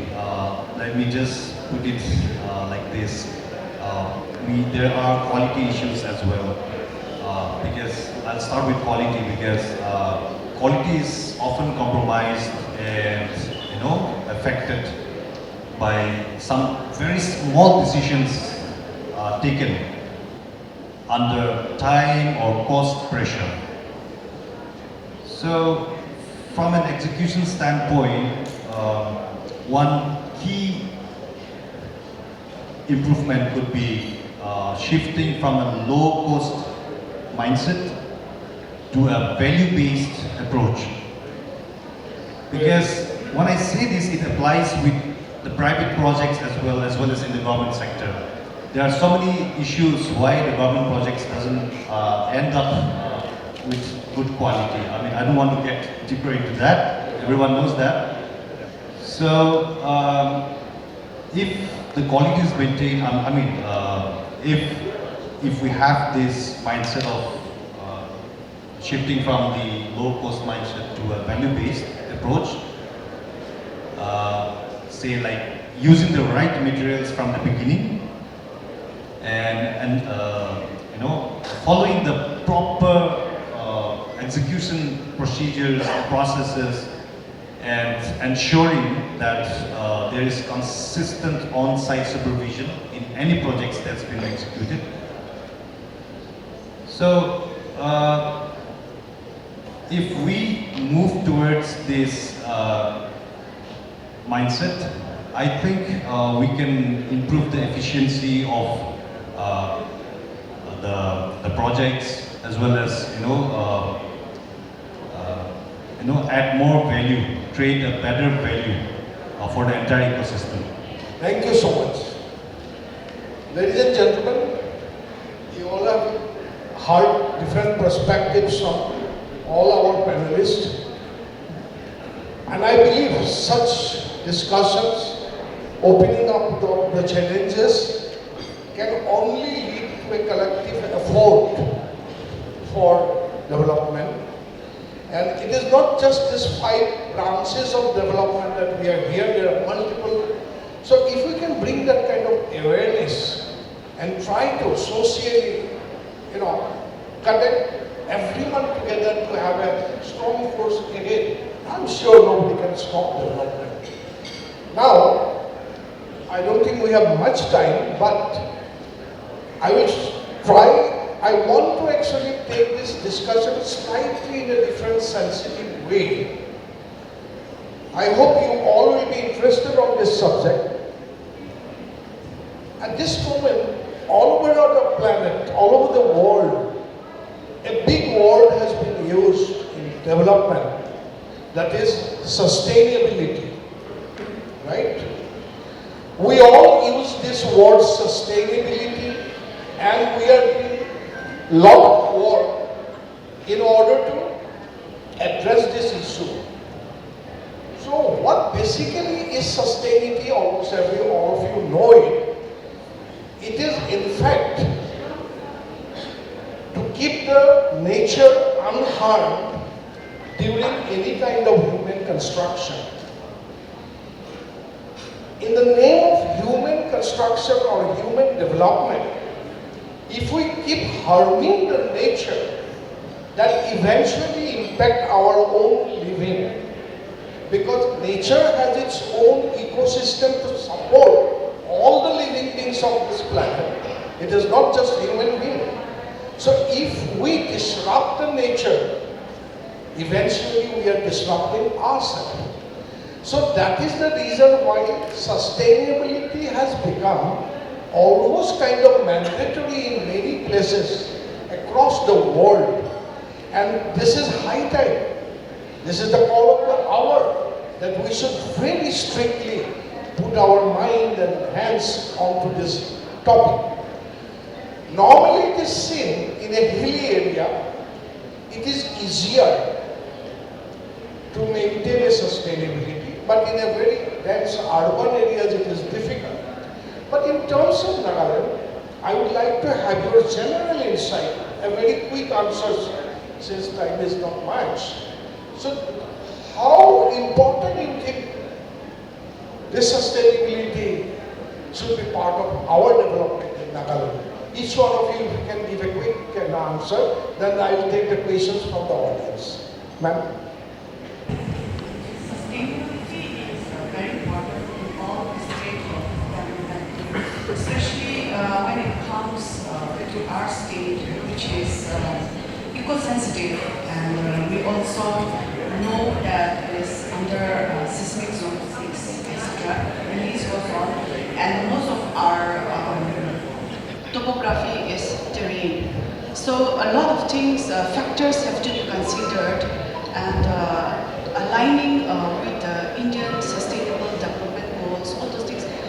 So to say, the government, our nation's policies, at the same time our state level policies, has also been framed to promote sustainability.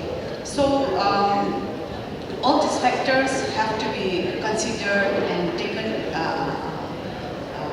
into consideration while formulating policies. And you feel that this is a serious issue to be addressed, right? Yes, yes, it has to be addressed with the right solutions. Yes. Thank you.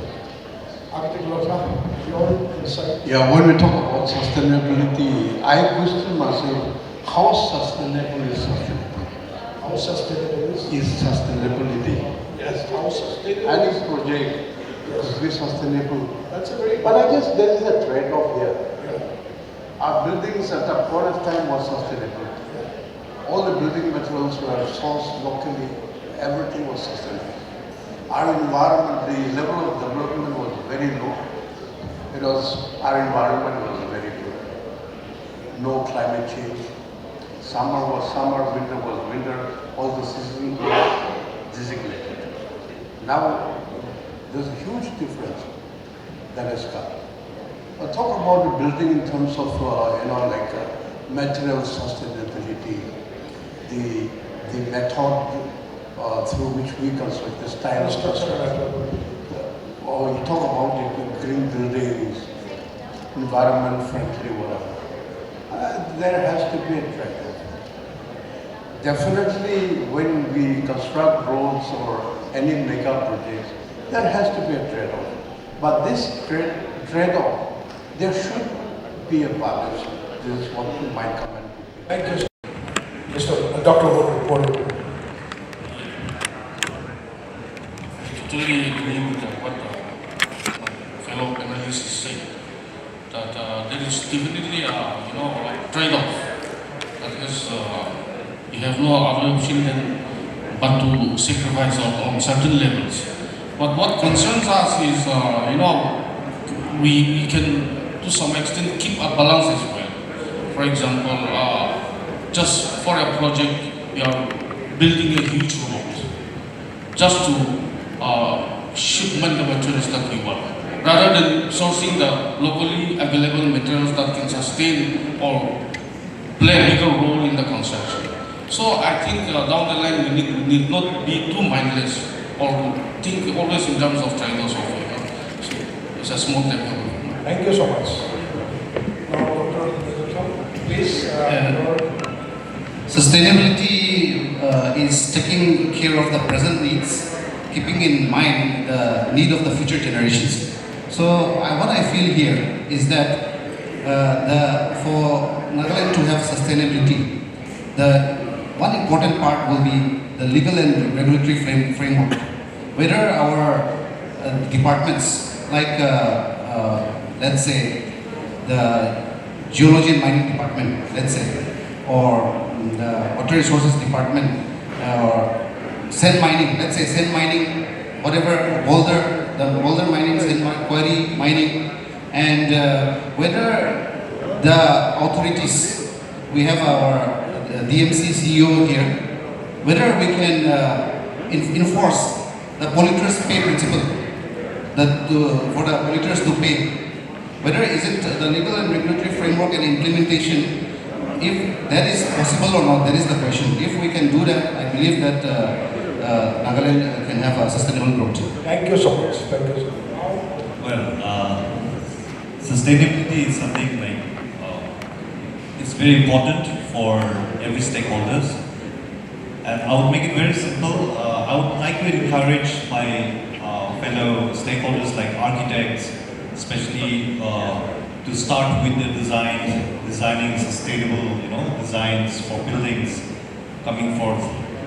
And as Sir has just mentioned, like I would also like to appeal to the concerned departments that one thing which we as Nagas, like we don't really care about is saving water.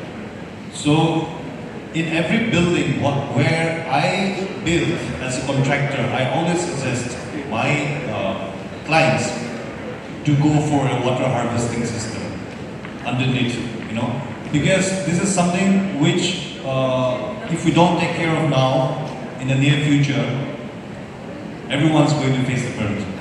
So I would just say, these small steps that we take can lead us to a more sustainable future. Thank you so much. Thank you so much. Ladies and gentlemen, we have almost come to the conclusion of our general panel discussion today. Now, if you all have any questions to any of the panelists, please raise your hand. You can put your questions. Yes, sir. Straight to the question. Dr. Uli, Business Association of Nagas, we had been communicating with MSME, particularly for setting up testing lab, food testing lab, construction testing lab, and mineral testing lab. It has been approved, machineries and equipment has come, we have still not yet commissioned it. So we have been pursuing on that matter, and I'm sure I think it will be done very, very shortly. That's one. Thank you. Yeah, secondly, I think there are a lot of issues over here. We are just waiting for a catastrophe to happen, especially in a state like ours. Just because we don't have any building policies, which we have never been adopting here. What happened is that, with all the problems that has been happening today, being in our zone 5 as our panelists and say, I think it's a big worry for us because the kind of construction that has been happening across, the state, I think it's so very dangerous. If there is going to be a catastrophe happening, if there is going to be a big earthquake happening, I'm sure, I think we will have another situation like Nepal. How are we prepared for that? What is government doing for that? Are we just going to just check all those things, demolish? If those things are not good, because ultimately we are just waiting for that situation to come. So I think I would request, I would like to ask any of the panelists sitting over here, at least give us a reason, give us a solution. What needs to be done for that? Thirdly, particularly when we were talking about the sustainability, I think, many a times big projects, especially in Nagaland, the architectural firms are not from Nagaland. The architectural firms are not from here. It is from outside. They will not go to the site without looking at all the topographical area. They will simply design, say that we will be cutting down mountains. Instead of rather, designing it, working around the the landscape, they will come out to cut down the mountains. That is where environmental issues come in. I don't know. I think I don't know why architects and engineers are not raising this particular issue, because as a layman, we don't know. So we might not be able to tell anything, you know, why these things are happening. But I think it's time for the architects and engineers to make their voices saying that, look, this should not be the case. Of course, I think there are a lot of LEED certifications, all those certifications which are there. I don't know whether we are really following it very, very seriously on this. I think that is one. We have been failed miserably, you know, by all the successive government. Because when there is already a policy which could not be implemented for the last 30 years, then whose mistakes is this? I think it's important for us now to decide what we should go ahead, and then we should also talk to the government saying that I think it's time for us to solve this. Immediately this thing should be implemented. Because this cannot be implemented by the public. This needs to be implemented by the government, but yes, I think with collaboration with the advisors, technical clarification, particularly from the technical sectors, and yes, I think industrial sectors, we are also ready to just come forward and see to it that I think, you know, these things are implemented. I don't know. I think we need to decide something on this actually. This is very important for us to say. Instead of rather just making a policy and then not implementing it, or what is it that we need to do? I think it's like in this forum which we need to decide.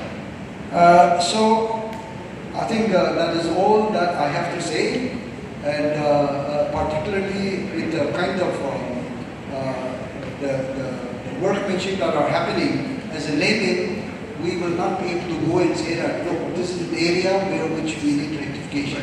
It is the engineers, it's the architects who should pinpoint it, because many times we are being used. They will just come say that, you know, they will give all those rubbish reasons saying that, you know, we could not do this. But I think it's important for us, especially the technical people, who should go over there, make their voices saying that, look, this is a problem which we have. Absolutely, absolutely. I fully agree with you, sir. And most importantly, as you said, layman, but I will not call you a layman. I will call you an expert. Reason is, the kind of alarming situations that you have raised, this may happen in the near future. Now, to avoid these disasters or difficulties, whatever we put through, the time to address it is now. Now. And again, earlier I mentioned that it is a collective issue. No single stakeholder can do it. And final key is we definitely the government, but then how to pursue it. So it is high time that all stakeholders of the state should get together to avoid the disaster for our next generation children. So would you like to put any view on that, please?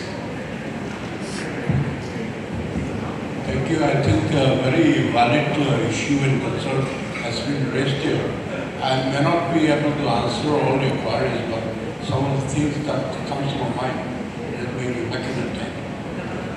To avoid any disastrous, eventuality, well, now the government is making an effort, so as a department, to come up with a start making of at least some of the urban local bodies. Now this hazard will be in terms of fire, in terms of earthquake or natural calamities. So once we have the map, that mapping, hazard mapping done, that map will indicate which are the areas which are prone to hazards and to avoid construction, all the type of construction that can be. That is one. On the other hand, the other issue that you raised is, yes, cutting the hills randomly to have construction done. I quite agree with you, somebody is not undermining them, but somebody from my place here will come to back project and then they will try to level, raise down the hills and then construct. But if that project, if it was made by a local architect, perhaps we explore the site, maybe come up with some street levels or cut and fill metals. All those techniques are available. But that would be the public sector. But in the private sector, the clients are the key. Their needs and the requirements, the style and the one, most of the time will go by that. I think any points debated by any of the panelists or even the audience.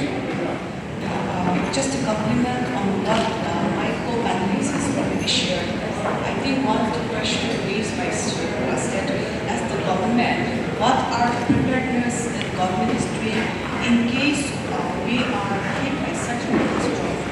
So right now, there is not much that we can do about the already built environment which are not technically safe or which are not earthquake resistant as such. So if we carry out a building safety survey, I'm sure 90 to 95% of the buildings will be declared unsafe. So now this is where collaboration in its truest sense would be essential. Because for so many years we have already notified our building bylaws with the minimum regulations. However, we could not enforce it for various reasons. Now, under the enabled leadership of our director now, she is heading the committee for amendment of the Nagaland building bylaws, where we are trying to incorporate all these factors. Once it is notified, I'm sure we will need a lot of collaborative efforts of the communities, the industries, in order to bring awareness amongst the people, the citizens, that this is for your safety. In case fire broke out, you need to maintain the setbacks and all those things. So we need a lot of awareness creation and the same time sensitization program where we will need this collaboration platforms. Thank you so much. Are we having any more questions from the audience side? Yes, sir. Yeah, I have one practical aspect which we see every day. As an architect, you must be taking into consideration so many other aspects. But these two aspects which I find it, not so well considered. That is, number one is future flexibility.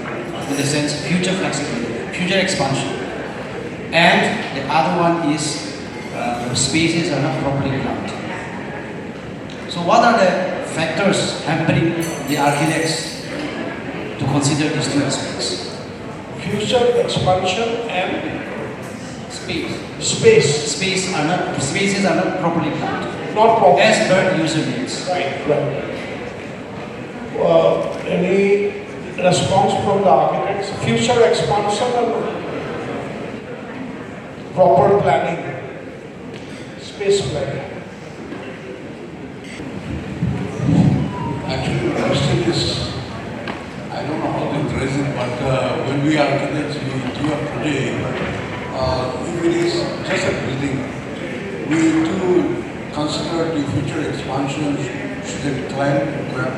But when it comes to the special planning of the city, the whole place, this need to have a guided development plan. There only we can accommodate such proposals. Thank you so much. So, is there any question? Any more question? I don't think so. All right. So, I would like to conclude here with one note that collective effort is almost mandatory for us now for the better development. And next point is, development does not mean only making buildings. Development in general is everything. The whole of infrastructure, road network, water supply, power supply, everything. So it's a very diversified issue. And I'm very pleased to address at least a bit of it today so that you may take it forward for a better Nagaland tomorrow. Thank you so much, ladies and gentlemen. Panelists, thank you so much. Thanks to all our panelists and our moderator. Now I invite a brand known for innovation, design excellence and world-class interior solutions. Please join me in welcoming Vox to the stage for their special presentation. Please welcome Mr. Anupam Datta and Mr. 𝗃𝗃𝗺𝗁. Vision with the freedom of creation, crafting solutions that bring spaces to life. A brand born from a deep passion for design and innovation, backed by the renowned Human Touch Group. At Vox, design is more than style. It's a thoughtful process. We design with intention, driven by the way people live, feel, and connect. Vox has grown to become one of Europe's most trusted and admired home improvement brands. Today, Vox is present in over 60+ countries, bringing thoughtful design to homes and commercial spaces across the globe. We offer a wide range of smart and sustainable interior and exterior solutions tailored to Indian lifestyles. We are Vox.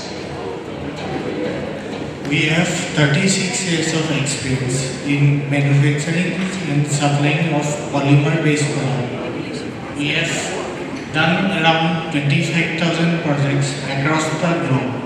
And we have started in India in 2018. And currently we have done 25,000 projects across the globe, which proves that our product is suitable for all weather conditions. In India, Vox started in 2018, and from 2023, we have started manufacturing it in India. This is our factory in Bangalore. We have 1.5 lakhs square feet of production area, and we have 150 workforce. This is Bangalore factory in India. We have all the companies associated with Vox, which have done projects across India. All the companies, Lodha Group, Land Traders. Now I would like to invite Prakash on stage to give a brief details about Vox product range and quality. Good evening everyone. I am 𝗃𝗃𝗺𝗁𝘁 from Vox India Private Limited. Since last 1 year I am working for Vox. So Vox offers solution for indoor and outdoor ceilings. We have polymer ceilings, which comes with 100% waterproof, termite-free, scratch resistant, and 20 years replacement warranty. We have panels with perforation for better air circulation for your home. We have ceiling panels in unicolor, solid color, and natural wooden finish also. We have raindrop trim, which is protect our material from moisture. We have wall panel, Velo, which is also made of polymer and 100% waterproof, scratch resistant, easy to install and very lightweight. You can clean it with the help of water and detergent powder also. We have one unique product which is called Linario. This is 100% solid polymer material, hot press powder stamping coated, and 100% recyclable, easy to installation and easy to maintenance. You can clean it with the help of water and detergent powder also. In linearium we have nature color and solid color. We have 3 lines in linearium: S line, M line and L line.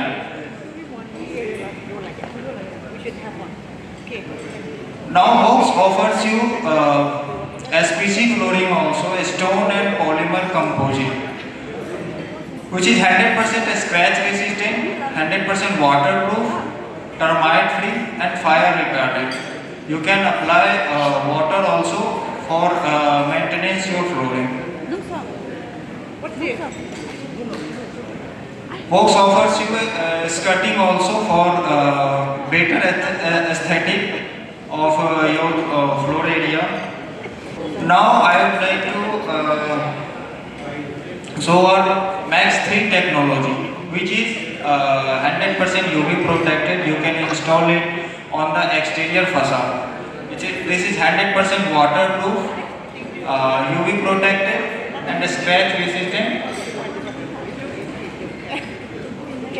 This is our some project we have done. This is 𝗀𝗃𝗃 Stadium. This is hotel project. This is villa.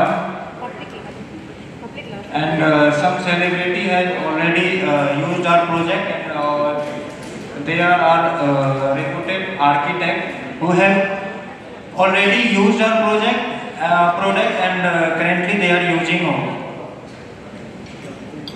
all this celebrity has used our project for their residence and office. Thank you. And I would like to thank Baic and all the developers, architects, sir. Thank you so much. Thanks folks for this wonderful presentation. Now I would like to welcome architect 𝗕𝗔𝗂𝗃𝗿, an educator, architect and mentor, someone who is shaping the next generation of design professionals in Nagaland. Please welcome architect 𝗕𝗔𝗂𝗃𝗿. Good evening everyone. What you are looking at right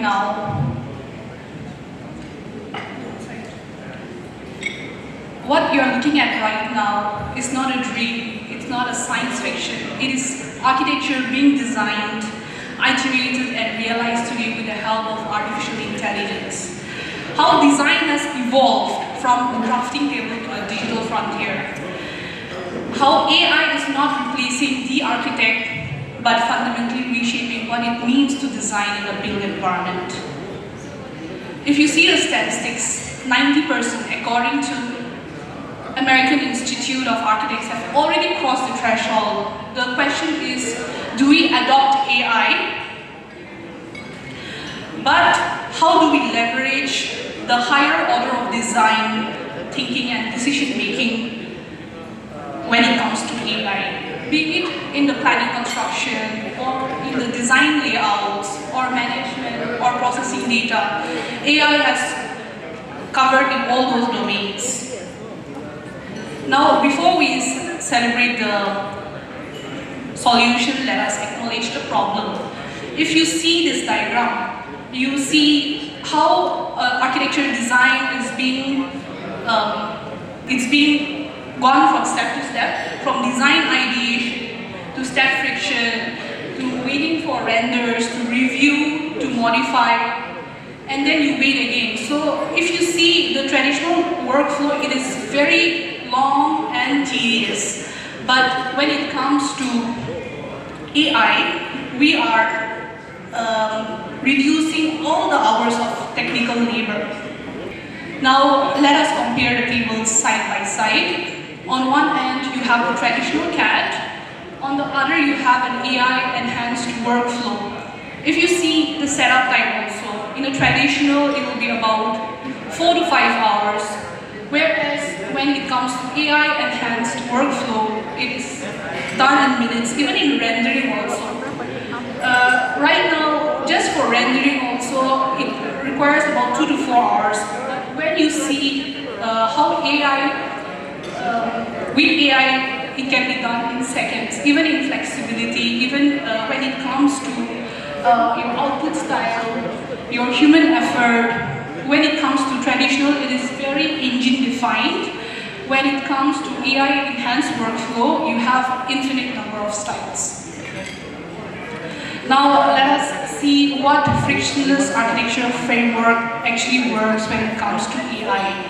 You're reducing about 60% in your time when it comes to design.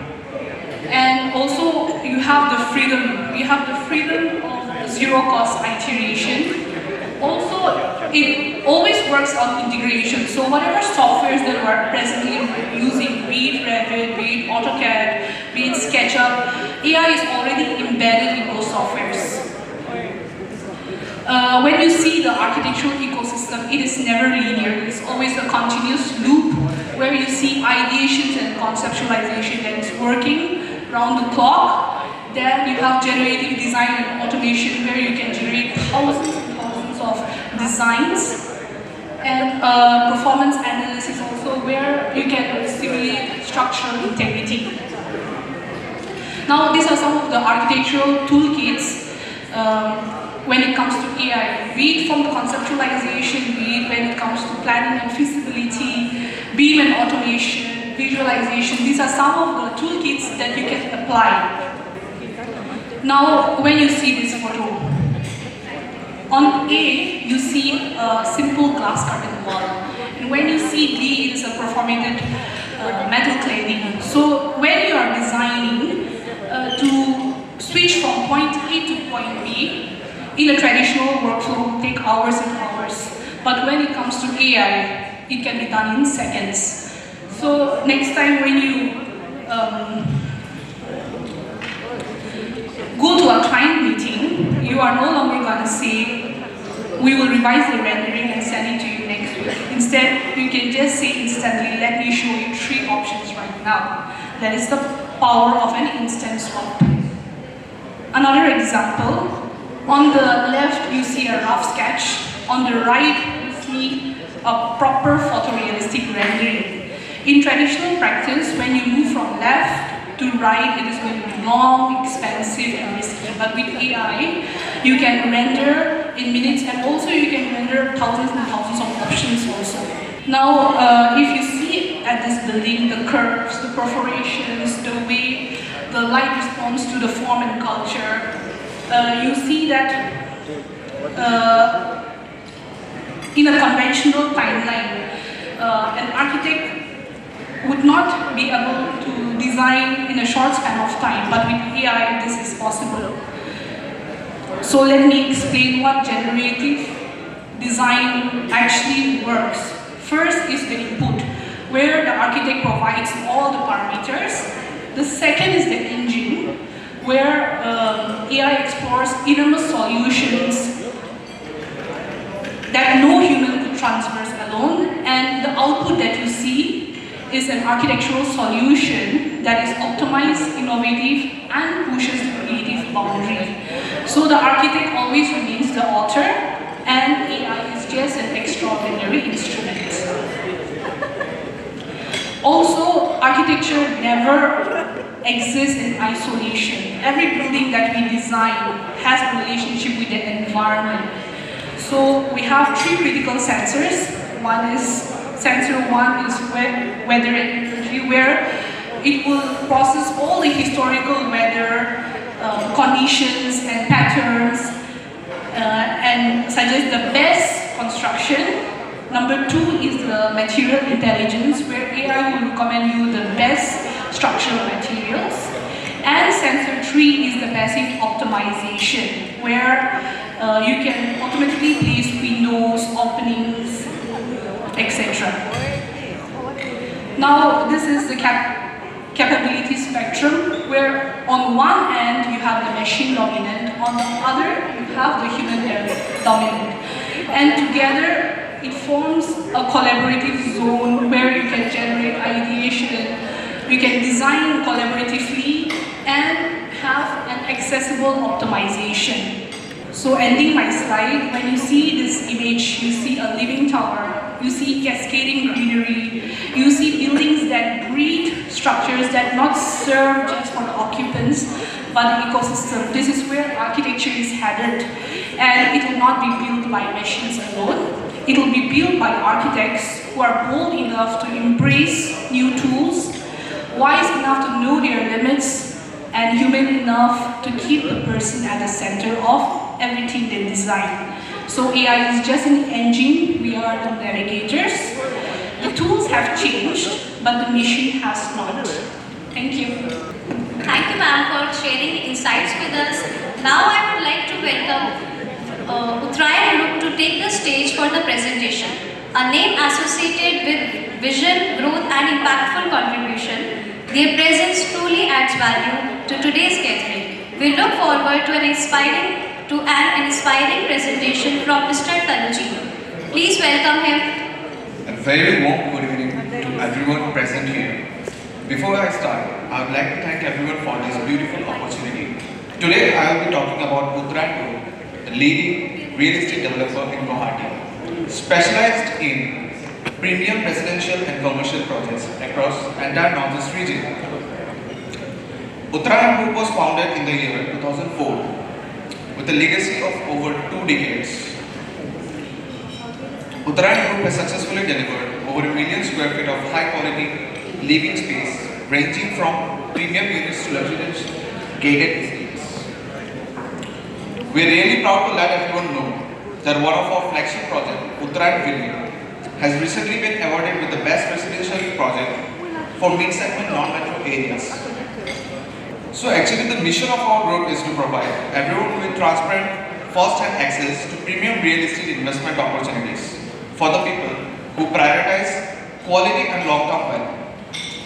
Real estate is full of investment opportunities, and those opportunities become successful only when your investment grows with time. And that's what our group provides. So basically our vision is to bridge the gap between aspirational living and reality, so that we can build a community where trust and architectural excellence drive the future of Northeast's urban landscape. So what gives us the edge? Our project is a solution for every investor because we provide residential properties that ranges from premium 2-3 BHK family homes to ultra luxurious 4-5 BHK sky villas.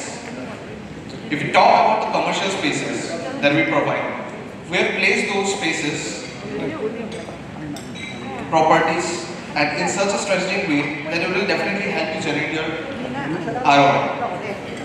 Talking about the regional reach, we have placed our project in iconic landmarks such as Northeast region, such as Guwahati, Jorhat, Bongaigaon, Gaurikot. But what's the difference that we create for Northeast through our projects? Since safety is a concern for every group, every people, every investors, every home buyers, 𝗃𝗏𝗼 Group provides unmatched safety with Zone 5 specific resistance structures, which has been designed specifically for our geography. Our projects are also sustainable because we provide green certified features that includes rainwater harvesting and solar-ready infrastructure.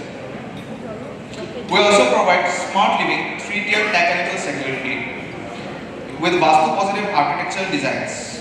If we talk about the legacy, we have 2 decades of deep-rooted local expertise and community building. We have also a proven track record of thousands of happy families and reputation for on-time delivery. But what matters the most after investing in a property is the after-sales service.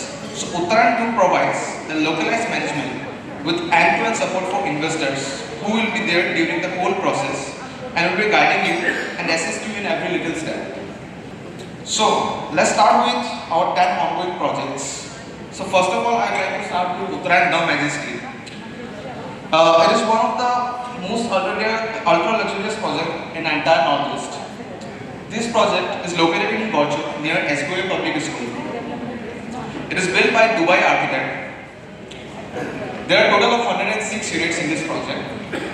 The number of floors are basement plus ground plus 17 floors. There are total 5 unique towers. The types of flats are 3 BHK, 4 BHK and 5 BHK. And the year of completion according to RERA is 2028. It is near the 𝗀𝗁𝗃𝗿 Police Station, Balaji Temple, NPS International School, Peerless Hospital, 𝗀𝗁𝘁𝗂𝗿 University. Moving on to the next project, Uttarayan Kamalpur. Location is Beltola. It is near this Hotel Royal de Casa. There is a total of 18 units only. The number of floors are basement plus ground is 9. So there is only one tower. It has only 4 BHK and the year of completion is 2028. If you move on to the next project, that is Uttarayan 𝗓𝗏. It is located in 𝗓𝗏. It is one of the newest projects of our group. So there is a total unit of only 12. It is basement plus ground plus 6 floors. There will be only one tower and it has only 2 types of flats. One is your 3 BHK and another is your 4 BHK. This project will complete in the year 2027. Our next project is Uttarayan 𝗓𝗏. It is located in Adabari and the total number of units are 238. Number of floors are 9. That includes basement, ground and podium car parking. There will be a total of 6 towers. The types of flat will be 2 BHK, 3 BHK and 4 BHK. And there is a provision for duplex also. This project will complete by the year 2030. It is near to the Kamakha Junction, Apollo Excel Care, Medicine Blue Hotel, 𝗀𝗁𝘁𝗃 University, Assam Engineering College and Ma Kamakha Temple. Next we have is Uttarayan Harmony. It is located in 6 Mile. This project has a total number of units of 267. The number of floors are basement plus ground is 10 floors. In total there are 5 towers. The types of flats are 2 BHK, 3 BHK and 4 BHK. And this project will complete by this year only. So it is near to the downtown public high school, Srimad Sankardev Kalakshetra, your Kendriya Vidyalaya Khanapara, Army Public School, Downtown Hospital and 𝗀𝗃𝗃𝗃 Hospital. Next we have is Uttarayan Srijani, Phase 2. This project is located in Dimapur, near to the airport.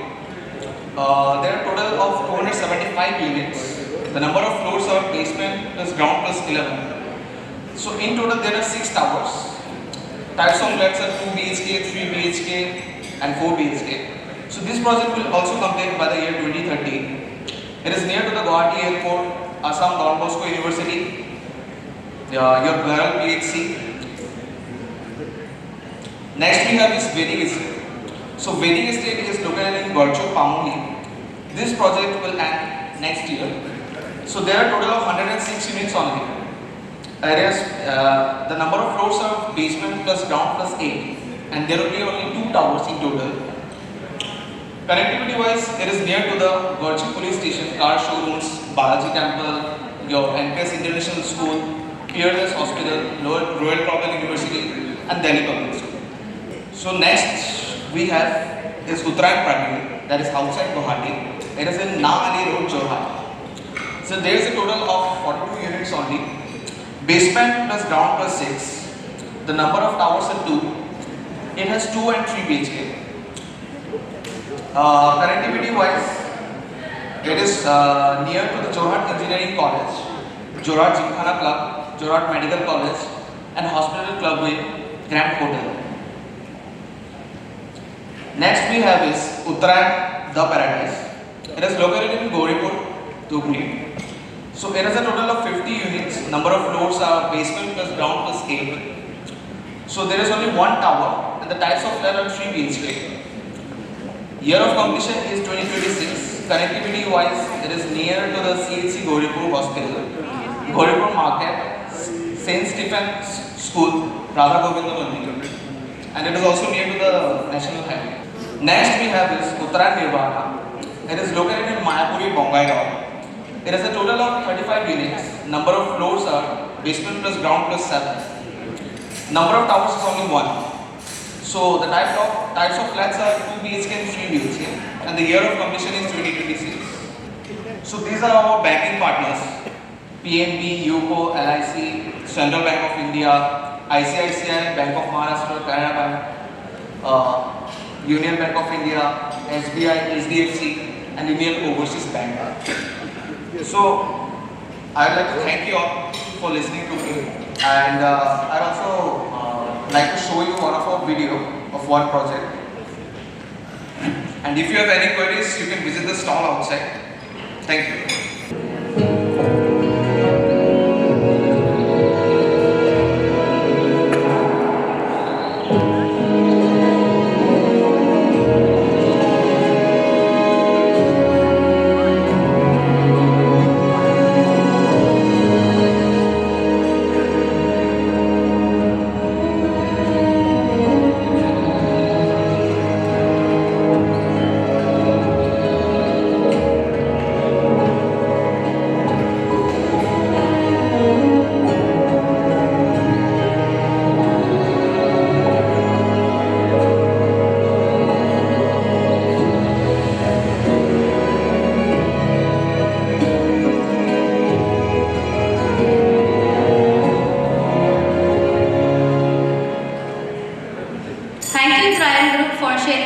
Wonderful experience about your projects.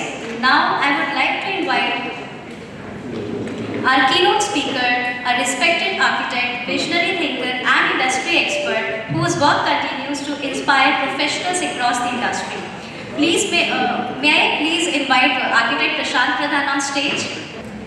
It's a real honor for me to be here.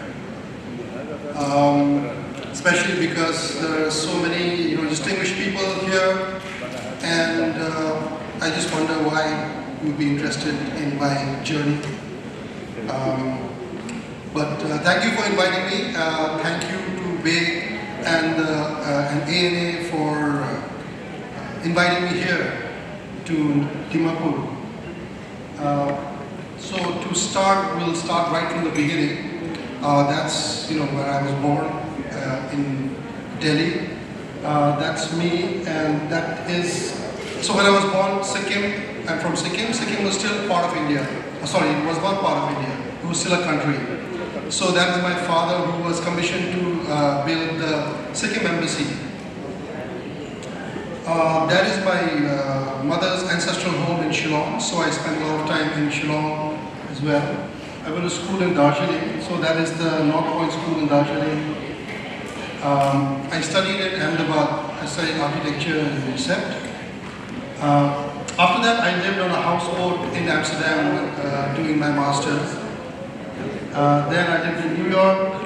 It's one of the housing society I lived in. And then this is my home in Gangtok.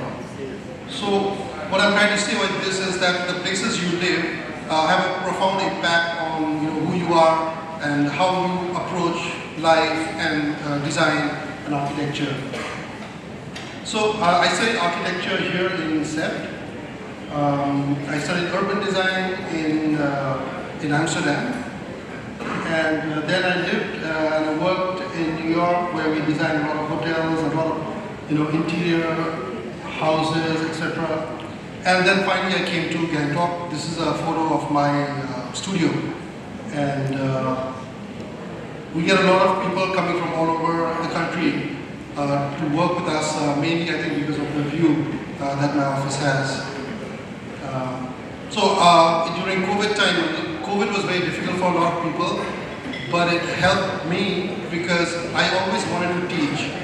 So it helped me kind of get back into teaching, so you could run online classes, and now I run my office also online. So we're here at Baic Dimapur, and although I've never been, this is my first time in Nagaland, but we were commissioned to study all the tribal villages throughout the Northeast, so one per state. So this was the sort of research project that we had made through all the states in the Northeast. We studied with the idea that we would create a kind of a village.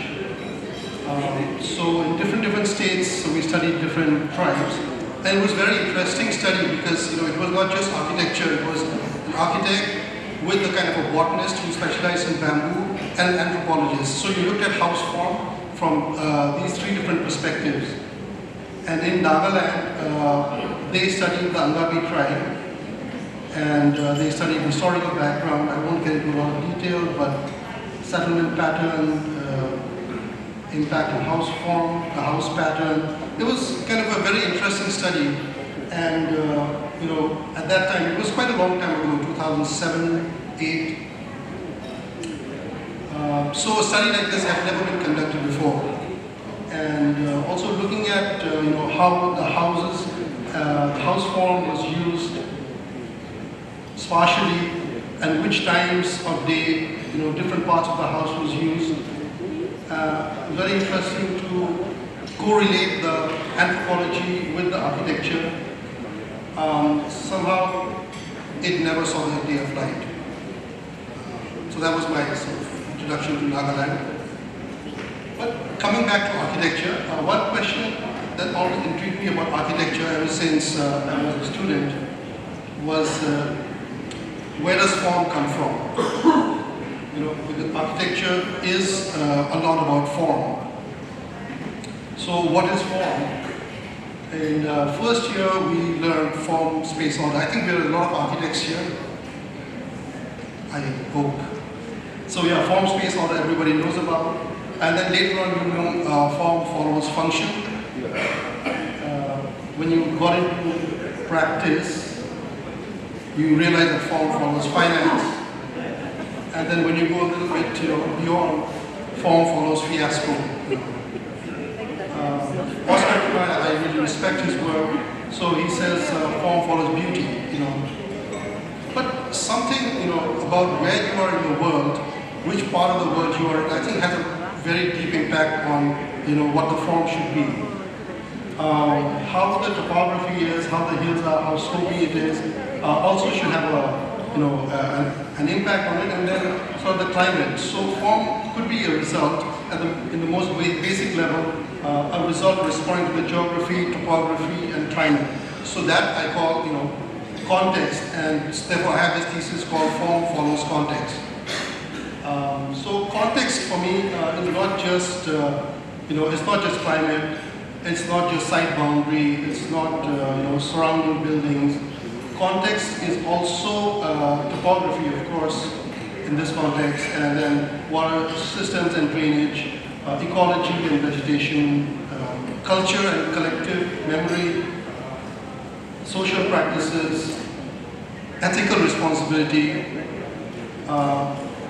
So when I'm teaching in Ahmedabad, I always make it a point to really go very deep into the context. So we start defining the context from based on scale. So we look at global context, we look at regional context, we look at local context, and then we come to site context. Not just just immediate, and then you start designing there.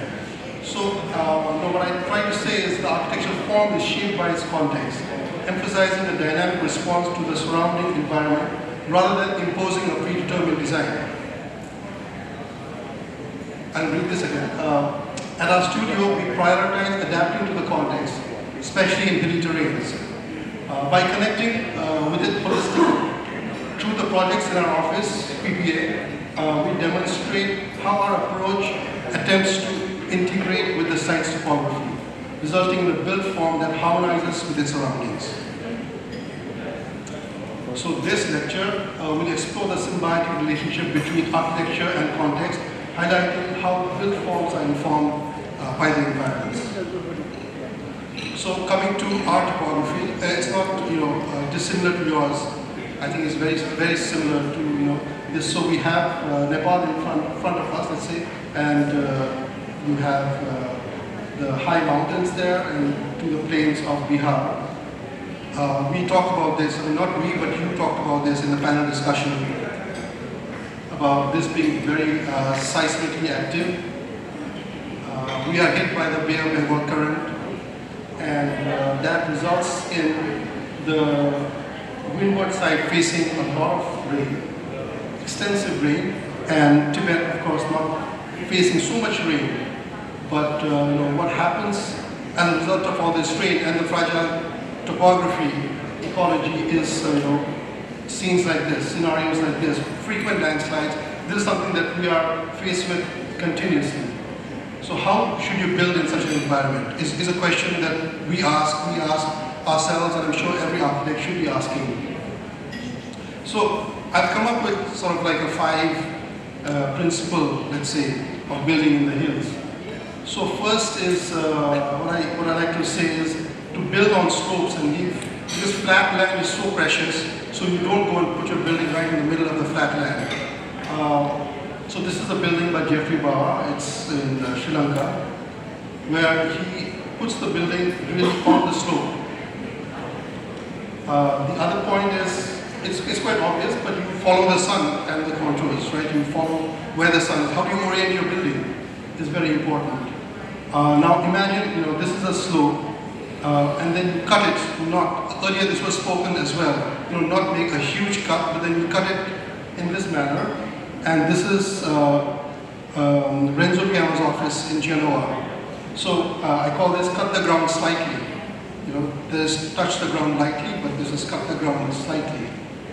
Yeah, so this is his office. It's, one day I would like an office like that. So when you have roof terraces, you make them into gardens. And when you have, roads, so when you have a building that straddles two roads, you would try to connect the two roads. So these are sort of my 5 principles. So this is, something else that I'd like to say, that architecture must be responsible and restrained when building in the hills. It must adapt itself and minimize damage to the ground upon where it's built. The ANDC trophy this year was moderated by me, and what I tried to talk about was kind of conversations with the context, right? So you have the context, and then how do you converse with the context so that you hear from the context and build accordingly. So it was to design a center for contemplation and conversation. So you have to approach this with responsibility, with restraint, and with resilience. So why conversations with the context? So India's hills and fragile hills are under immense pressure. So this is in Sikkim. It's not just limited to Sikkim. In Uttarakhand, it's the same story. In Shimla, it's the same. And it's not just North India, even in Kerala, it is, we have a similar condition there. Overbuilding and not really listening to, where you are building. So, 𝗀𝗁𝗲. The purpose of the brief was to draw attention to the fragile hills and how we are failing it. And as we all know and must know, is architecture one of the most disruptive human activities. Mistakes made on a fragile terrain is irreversible. So how do we build responsibly when the land itself is fragile? So there were different objectives to this competition, and it is ongoing. So from this student competition, I'll go to my first project I'm going to show today is Museum of 𝗖𝗍𝗄𝗧 Culture, which was my graduating project as a student. It's just to highlight, that this idea about following the contours and following, where you're building was instilled in me even when I was studying. This, if you don't know what this is Mount 𝗘𝗔𝗂𝗪, and this would be familiar to you in the 100-meter note that you had prior to this, the new note. So everything in that context, in Sikkim and that region, is very connected to Mount 𝗘𝗔𝗂𝗪. So this is Gangtok, and that is Mount 𝗘𝗔𝗂𝗪. So our site had a kind of a pavilion, and there was a kind of relational access to Mount 𝗘𝗔𝗂𝗪. Now taking that access and translating that access along the topography resulted in the building form. So the entire museum with the different galleries were placed in this manner, and you can see from the section how it is built into the land. This is an axonometric. There's some photos of the model, and this is a model of Gangtok, and where it sits right on top of Gangtok. So it also won an award, right? As I graduated, so that was nice. So from there, coming 10 years, maybe 20 years later, I worked for something called the 𝗀𝗶𝗺 for a slum upgradation project. So they were trying to free the cities. You might have had it in Nagaland also, 𝗀𝗶𝗺. So we studied housing typologies there, And then what I didn't realize that we had slums. I mean, when I was just practicing there, I thought there were no slums, we don't see it. But then when I started getting deeper into this, I realized there are a lot of areas where there are actual slums. So this is the slum map of Gangtok, and we took this site as the pilot project. And this was just next to the large football stadium. And this photo is very telling because all you can see, this is the entirety of Gangtok development many years ago. But what is very telling is that just below our site, you see this whole patch that has not been developed. That is because the land is extremely fragile. So it just cannot be developed any below that. So that was the site which was part of the urban fabric of Bangkok. So that site was developed into 3 different parts. We were taking the lowest part, which is the most eco-sensitive, and it was filled with this sort of natural watersheds. We call them joras. So this water flowing there with the dhobis, putting their clothes for drying around this. So you can see this extremely fragile. So rather than just build like housing there, it was to strengthen that. That was more important than building the housing for them, for the people who live there. So the idea was, how could you sort of integrate the two? How can we strengthen that jora, that watershed, as well as use that technology to reinforce and build the houses there. So according to the 𝗷𝗲𝗺𝗁, they said that every house had to be 25 square meters. So we broke that up into 3 squares of 3 by 3, that would make it 27 square meters. So one 3 by 3 unit would be sort of the bedroom, one 3 by 3 unit would be the living area, and one 3 by 3 unit would be the kitchen and sort of dining area and a washroom. So putting 3 of them together in an L shape, you would get a house unit, something like this. And then mirroring that, you would get that. And then mirroring that, you would get a kind of a housing thing with a courtyard in the middle. So this grid, when it was superimposed on the site with the joras, so this is the way the structure would come out. And so all the housing units would be placed in this manner, and the central area would be left vacant for common activities. So you can see how the levels go up from 2.63 to 28. So it rises quite sharply. There are some sketches. So private courtyard, and so not different from what the conditions you all have here. It's very difficult for land ownership. That becomes a really big issue. So this project could not again take off because there were a lot of issues with land ownership, and they couldn't transfer it to people who were not local. So that whole issue became so big that the project got scrapped. But I was left with this study that I have made, and I'd like to show it. I would have been very happy if you have built this. So earlier, as architects in Sikkim, we worked a lot with the government. A lot of government projects didn't work on because private individuals did not have the budget and they didn't think to hire architects. So I got this opportunity to design something at an urban scale. So this empty mark is pedestrian, and there's a kind of a pedestrian walkway that runs almost the length of Gangtok. But there is this one missing piece in Nagaland which doesn't have a walkway. So when we got the project, we studied different conditions along here. So A, B, C, D, E. And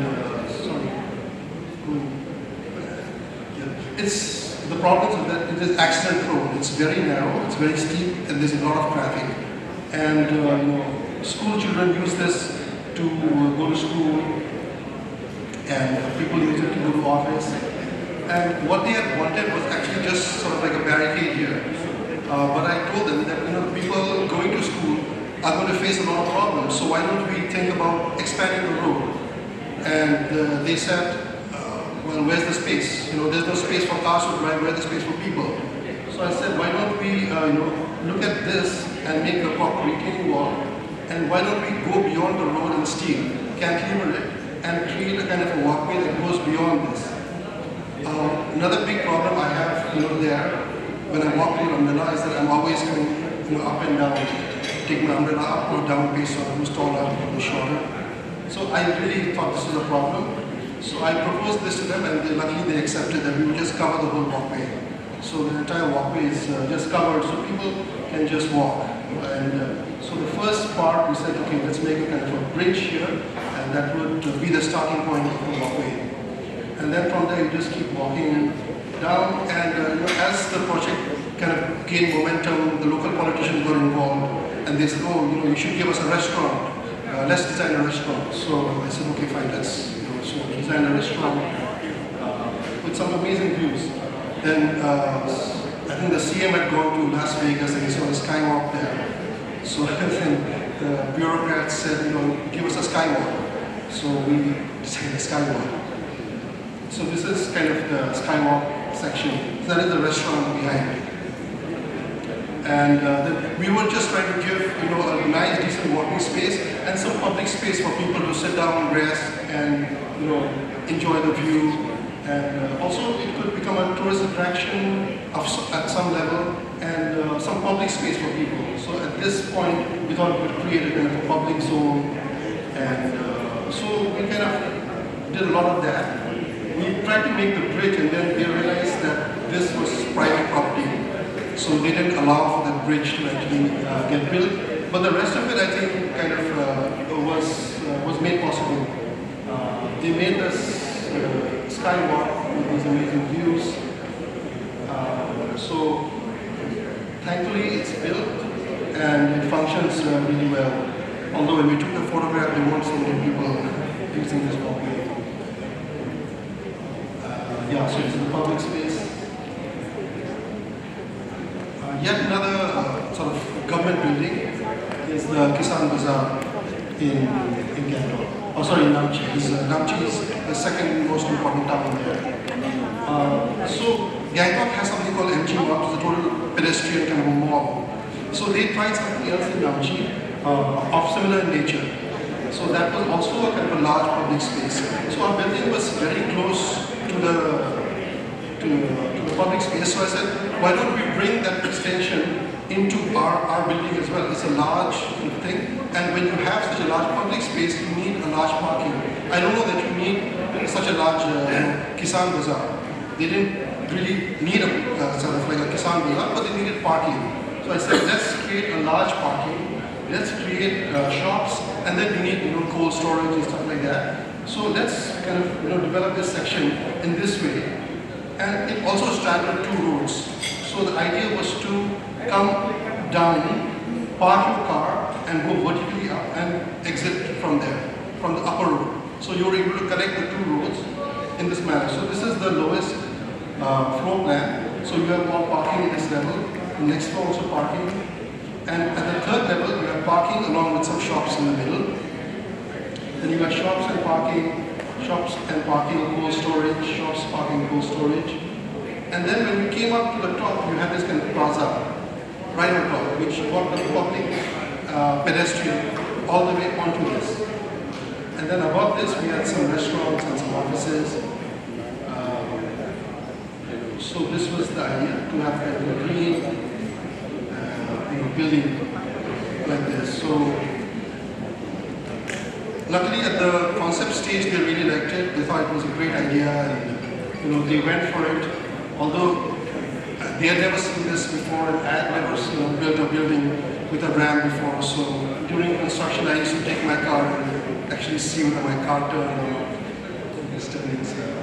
So luckily, it worked out quite well. But then, government projects have their own challenges. This is the building and the construction. And one of the challenges is that people get transferred, authorities get transferred. So when they get transferred, the whole vision is kind of lost. So it didn't really come out the way that I had wanted. So there's a lot of ugliness to it, but it's okay. I mean, we're happy that in a government project, even if 60% of your idea gets built, that's like really huge. So yeah, we managed to get this much, and we're quite happy that we got it. So then coming to another point, a building must belong to a place it's been designed for. It must be a result of a deep understanding of the environment in which it is built. So again, 𝗘𝗔𝗬𝗖 and this university that we designed was called 𝗘𝗔𝗬𝗖 Buddhist University. It's built out of Gangtok, where it occasionally snows. At that time it was snowing. So we had 3 colleges, Advanced Professional Development, Innovative and Buddhist Studies. So this was the lower road, this was the existing road. So the design of the university just was a very simple concept where you took the road up and you brought it down, and basically working with the topography. So you have to have housing, you have to have institutions, you have to have a cultural center, and you have to have some sporting facilities. So this is the residential and institution, culture, commercial. So moderate slopes is where you have colleges. The steep slopes is where you have the residential villages with their smaller structures. The gentle slopes, you have the cultural part, and then you have the football field in the open space.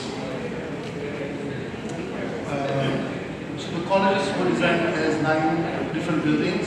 The residential were small clusters, large building for the convention hall and the football field, designed in practice public side. And then there's this symbol, we use this symbol to kind of tie up the whole thing up in a more conceptual manner. So this was the building, the sectional profiles to the side. So we looked at the monastery, the 𝗵𝗵𝗄𝗖 monastery, as being one of the inspiration for the cultural part of the building. So we had a convention hall and we had a large plaza in front of it with library, and so having a sort of like a grand scale to the hill. We looked at the domestic architecture, the traditional architecture, the boutique architecture, to give us clues about designing the housing, the residences. We looked at this architecture from Tibet to Ladakh to design the university buildings, colleges. So in designing this, it was very interesting sectional profiles that we could develop. So the football field and the cultural zone.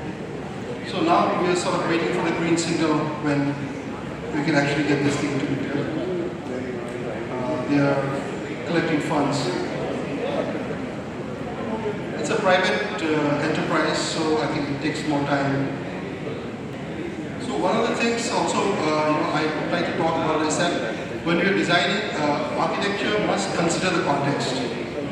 What that means is that you have to really research and understand the context and the way that you use the context.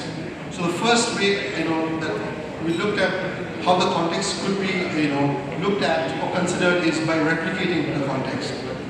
So the second part is to curate the context, and the third is to reinterpret the context. So this is one project that we worked in Ahmedabad,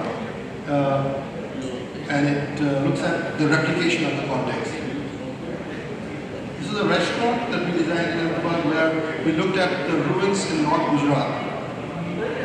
And it was definitely something that came from the clients, that they wanted to take these ruins and recreate them in a very dense area in Ahmedabad. So we first studied these ruins, these temples, studied them for proportion, studied them for space, and then we got these gates that were very interesting, and we kind of recreated this gate in Ahmedabad, rebuilt this, and we got the artisans from Sonpura to build this.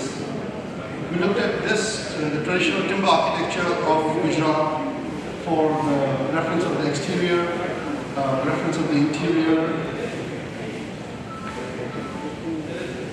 And the idea was to kind of create,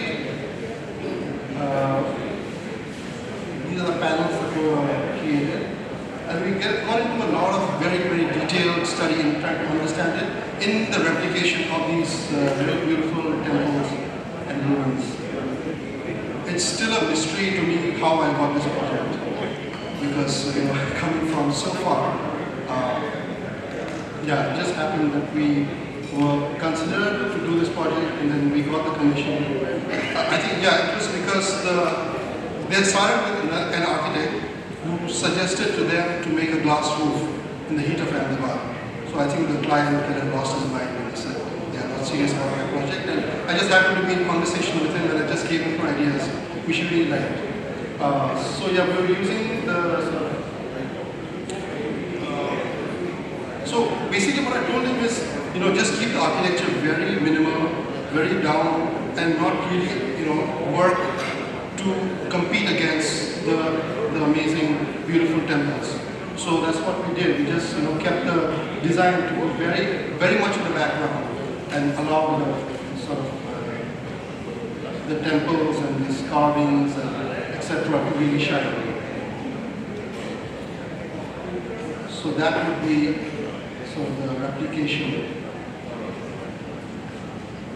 The second is curation. Basically, when you get a kind of a project where the building itself is extremely beautiful, it's really heritage value, then you just kind of curate that. So we got this opportunity to create this bungalow. So this is 170-80-year-old bungalow. This is also the place where Darjeeling tea started. This is in Darjeeling. So the 𝗃𝗃 tea bungalow sits inside one of Darjeeling's most historically important tea estates. So really, it's like Darjeeling tea began in this tea garden with this bungalow. I think the first bungalow that was built there. So again, it's 𝗃𝗃 and Darjeeling. So that is the bungalow that you see up there. And from the bungalow, you can barely see the mountains because of these trees come in between. So when we visited this for the first time, we saw that the roofing needed to be replaced. There's not a good connection with the exterior. Some basic things that needed to be done. What we thought would be, quite simple to do. So we started working on this, and then we realized that it is actually extremely challenging because we have to work on this project like, it was almost like surgery. We have to be extremely careful not to destroy the existing structure. At the same time, whatever you propose had to be, fairly thought about. You couldn't just go and build whatever you wanted. So after a lot of study and after a lot of proposal, we also got, the opportunity to not just design it, because it required so much precision in the design and the execution. We took upon ourselves to build this as well. So we project managed the whole thing. We designed it, and then we saw every aspect. I went and I lived there for about a month, 2 months. I had a team there for like a whole year. We would just park there, and we would every morning go and see the site and make sure that there were no mistakes. This was the team. And so as we began to open the bungalow up, we found more and more problems because a 180-year-old structure had to kind of end. So we kind of fixed this, and so I'll just show one of the rooms that this is kind of how it came out finally. And it's one of the finer bungalows. And now thanks to this, we're getting a lot of tea garden projects, bungalow projects. So I think we're out of time. We're out of time. Okay, so I can close here. Okay guys, so thank you. Thank you sir for sharing your insightful journey and experience. Now the felicitation ceremony begins. Every achievement deserves recognition, and now we move into a very special segment, the felicitation ceremony. May I request Mrs. May I request Mrs. Milli Sinha and Mrs. Neha Malhotra to come on the stage. Sorry ma'am for mispronunciation also. So our first awardee is our chief guest, Mr. 𝗙𝗃𝗖 sir. Please sir, come on stage. Please have a round of applause.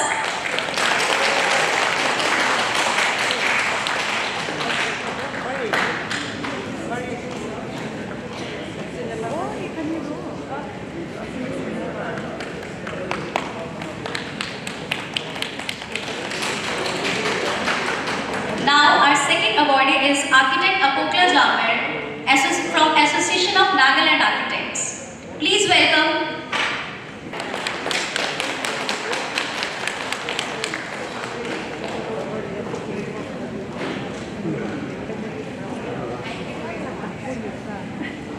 Now I would like to invite architect 𝗃𝗃𝗄𝗏 for felicitation. Now I request everyone to give a round of applause for Mr. 𝗃𝗃𝗄𝗏.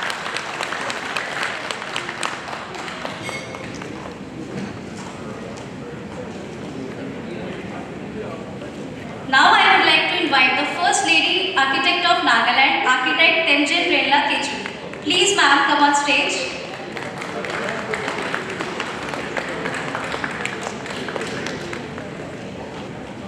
Put your hands together please.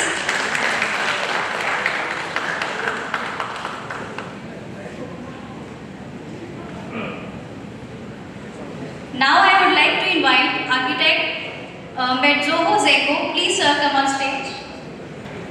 I would like to invite BM Projects to give the award to ma'am. May I have the representative from BM Projects please?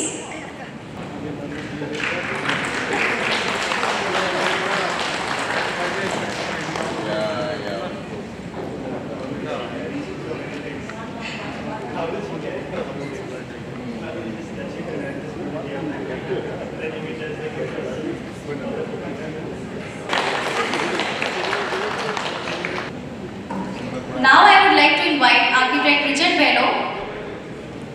May I have the Vinika ma'am, please come on stage.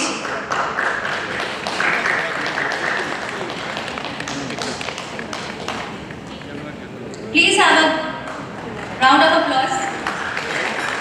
Let's have a round of applause please.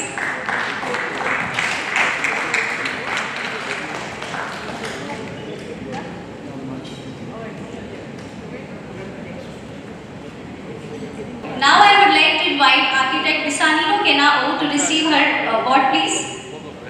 May I have you ma'am on stage please? Please put your hands together to welcome her.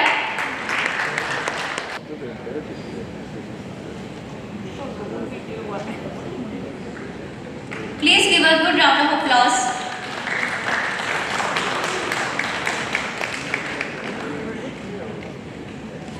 Now I would like to invite Architect Prashant Pradhan to come on stage.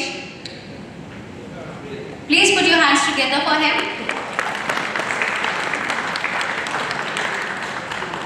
I would like to invite Mrs. Milli Sinha and Mrs. Neha Malhotra. Please put your hand together.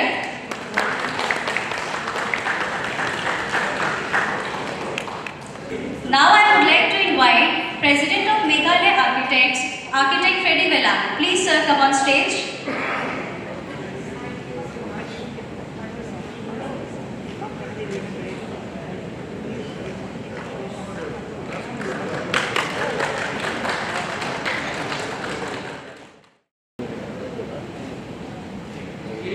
Thank you so much sir for your presence.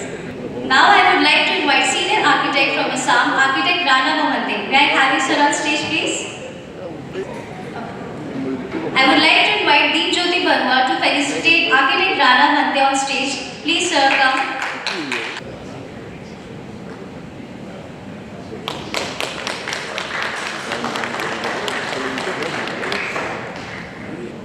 May I have a good round of applause please?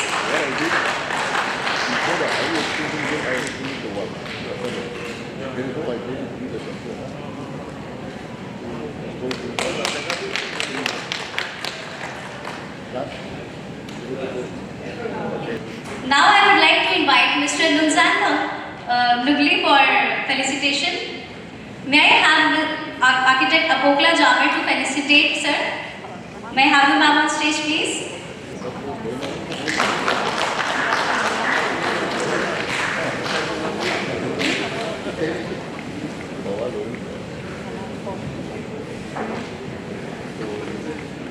May I have a good round of applause, please? May I have Mr. 𝗘𝗔𝗂𝗃𝗿 for felicitation, please? Put your hands together for him. And I would also like to invite Mr. 𝗕𝗔𝗂𝗃𝗿 to felicitate him. Please, sir, come on stage.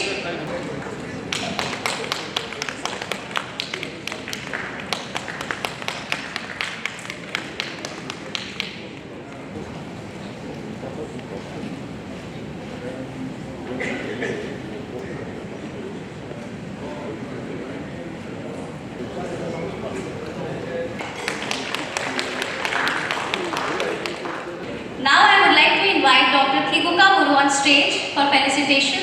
Please, sir, come on stage. And I would like to invite Architect 𝗘𝗵𝗄𝗃 for felicitating him.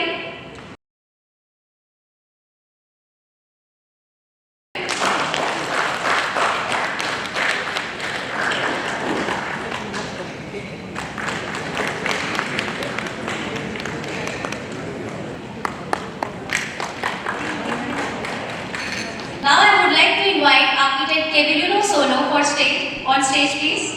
May I have you, ma'am? I would like to invite Architect Freddy Milan for felicitating her. May I have you, sir, on stage?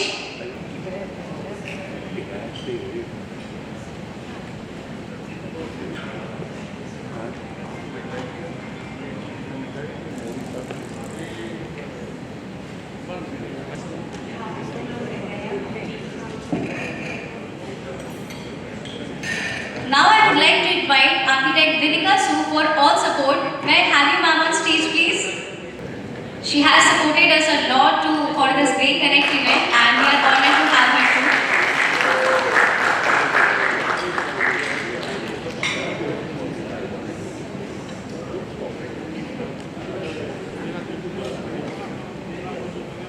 Please, everyone, put your hands together.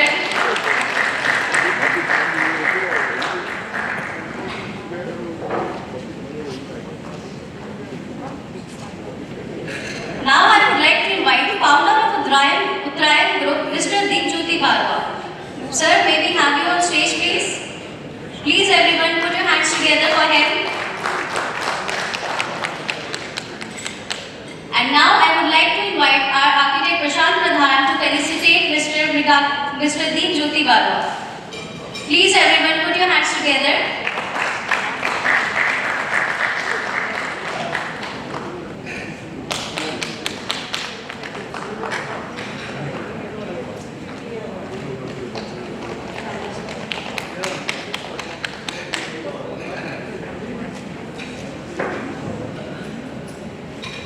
Now I would like to invite Mr. 𝗃𝗏𝗃𝗃 for on stage, please. May I have you, sir, on stage?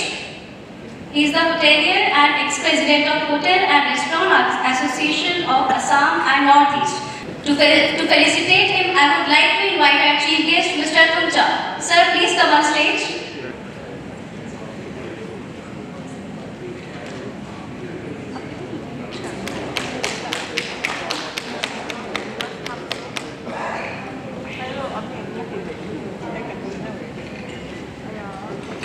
Now I would like to invite Architect 𝗊𝗖𝗄𝗃 from Shillong, and I would also like to invite Mrs. Neha to felicitate him.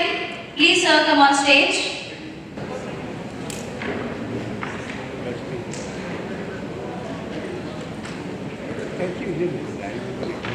Please, everyone, put your hands together.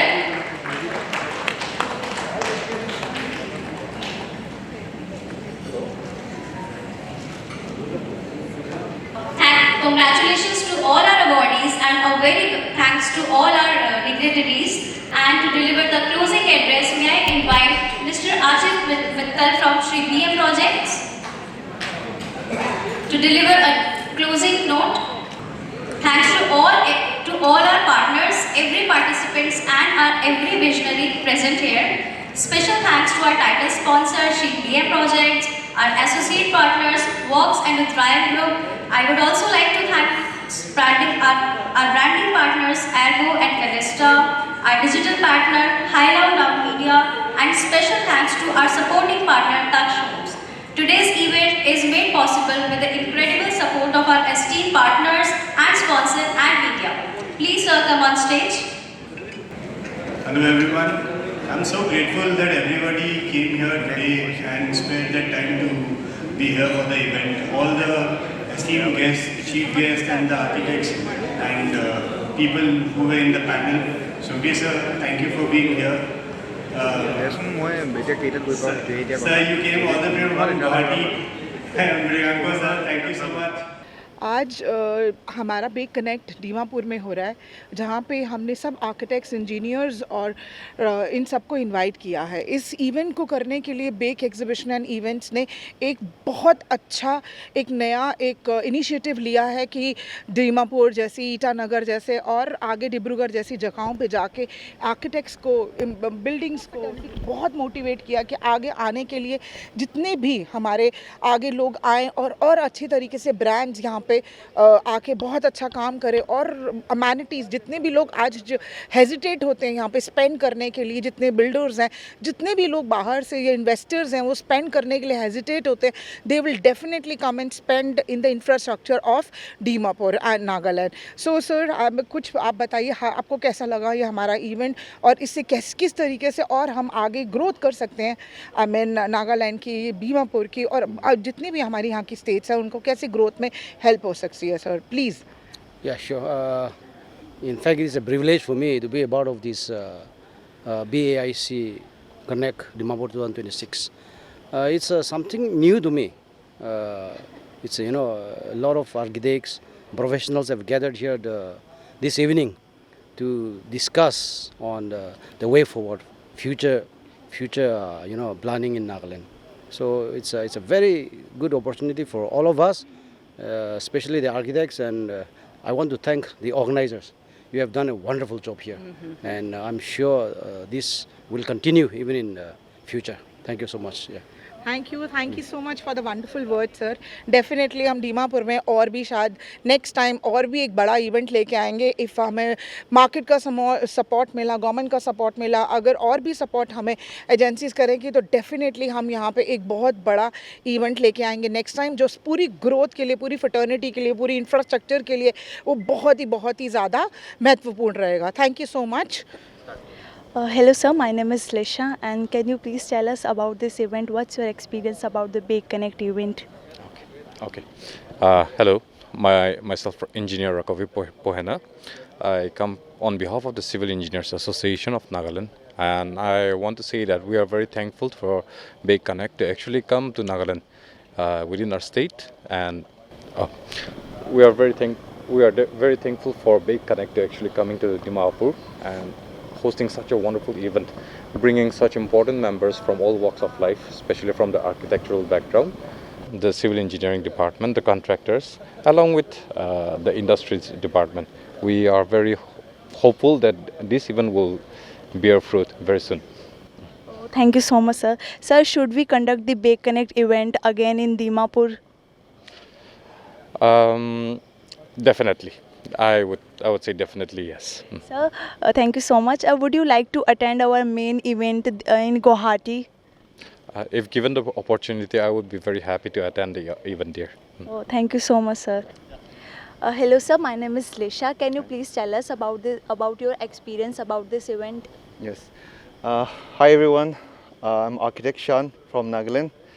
First of all, we are very grateful for this opportunity from the Association of Nagaland, Architecture of Nagaland. We want to express our gratitude towards Baic Connect for organizing such a big event, especially to connect to the future, a collaboration and innovation for younger ones, and we're really looking forward. And since I'm very sure this is the first time in Nagaland, and this is just the beginning. And all I want to say is, we all will grow together. Yeah. Thank you Yeah. so much, sir. Sir, we should conduct this event again in Dimapur. Definitely, because see, in Nagaland, Dimapur is the main central focus, or I should say it's a main central point where everything can connect, access easily. You have the, roadways, the airways, or the railways. It's very easy to connect. So I think even in the next days to come, Dimapur will be a good platform for every one of us to connect more. Yeah. Yes, sir. So, would you like to attend your next event now, our Guwahati event? Definitely, see, we as an architect, we always look for an exposure, and we were very eager to see new things and new innovation product, and we always look forward to see new things. So every time we get the opportunity, we always explore, and definitely we are looking forward. Yeah. Thank you so much, sir. Yeah. Thank you That's so it. much. Yeah, Yes, thank you. sir. Hey, sir, my name is Lisha. Can you please tell us about experience this event? Thank you, ma'am. It's been a privilege actually, ma'am, to be a part of this event. Myself, we all belong from construction and engineering industry. We are really glad that such an event has been organized out here in Dimapur. We have been witnessing this kind of event in other cities like Guwahati. We have been there and we have been part of that. But thanks to your team and thanks to the event managers and the companies and the other sponsors who have shown interest in our Dimapur city out here. Dimapur city has got a lot of scope for development, and in coming days it will be one of the places where it will be a hub like Guwahati right now. So since it's a gateway to our Nagaland, I think and pray that more and more such events are being organized, so more of our engineers, architects, interior designers and most creative persons out here in Dimapur can get a glimpse of what is going on, the progress has been taken up in other parts of the world actually, so to say. So it's really a nice platform, and really we are privileged and thankful to each and every one of your event managing team here that they have organized and taken so much of pain to be here and inviting us all to be a part of this event. Thank you. And sir, should we conduct this event in Dimapur again? I think that's one of the most boasting and I think it will be one of the most exploring events that you can keep on repeating again and again, because it's not only first or second time that you might be reaching up to the end results. It's always trying your best once, second, thrice actually, so to say, unless you get into connection with mass people out being connected to this. Because here till now what I've been observing here, only few pioneers or few industry peoples are here. So I think lots of people, lots of other people who are in this industry can be contacted and can be bought and made a part of this actually. So they are also benefited out of that. So your hard travel and hard pain of organizing the event is fruitful actually, so to say. And sir, would you like to join our Guwahati event? Yeah, definitely, ma'am. Actually, every year our team used to visit, and we find it really educating actually ourselves and trying to uplift our knowledge, because see, when we go and be a part of this kind of events, what actually happens, we get to know the modern trends, the trendsetters that's been going on in the industry. More innovations, more designing patterns, more creative methods are being adopted daily. So it's been done on a daily basis. So if we keep on being a part of this kind of events actually, so we are actually getting benefited out of that. Right. Thank you so much. Sir, can you please tell us about would you like the Baic Connect, Baic exhibition, how is helpful in Dimapur? Ma'am, actually, first of all, thanks to Baic, it's been a proudest moment actually where all our esteemed big architects, engineers, interior designers and other creative persons in this field are being invited. It's been an opportunity to be a part of this, since we hardly get any time to get in connected with these guys. See, in other states, in other parts of the country or in the world, we do follow a kind of collaborative method where we try to engage or try to get centric in coordination or collaboration with others. But here, since Dimapur has been a small city, collaboration and collaborative methods are not been yet been implemented fully, actually, so to say. So since we have been working in other states earlier, we have seen the kind of like networking or the collaborative efforts that can bring out change. So we, as a kind of professional, I am into this industry. I would like to request each and everyone to, all the professionals who are here, to be in touch with each other. So more and more like things can be like talked about, discussed about, and more innovative matters can be resolved. Thank you so much. Thank you so much. We should conduct this again, even in the future, because it brings a lot of connectivity. So would you please like to say something about the Baic Connect and Baic exhibition events? Something about... What's your experience about it? Would you like to? Yeah, about the exhibition. Actually, I'm very happy to see this coming to even in the state of Nagaland, especially in Dimapur, and also the panelists and all the discussion that is going on, which discusses about the current situation faces by the architect industries. So we are getting to learn a lot from this. So would you like to attend our next main event in 𝗀𝗁𝗁𝗁? Yes, I think if time permits, because of the schedule, but if time permits, I would try to come even in Guwahati. So we are basically a construction company. Okay, we do all kinds of construction, civil, interior, prefab constructions. We have our engineering team also, and we are into electronics, automation, home theaters, audio video, and firefighting systems also. So we have done projects across Nagaland. We are doing in Assam, Meghalaya, Imphal, and a lot of our projects are prefab projects where we have done a lot of multi-purpose houses for the Nagaland government, and we have done this town hall auditorium. We have done the CMRC project where we have done a 80,000 liter swimming pool, and a few more projects which include construction of prefab houses. This we have done across 14 districts in Nagaland. We are turnkey solution providers who help you with the layout of the interiors to the execution of the final project. We help you with everything.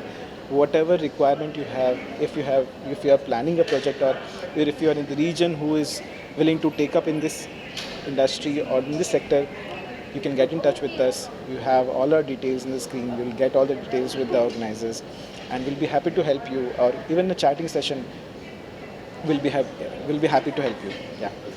We do all kinds of audio video solutions.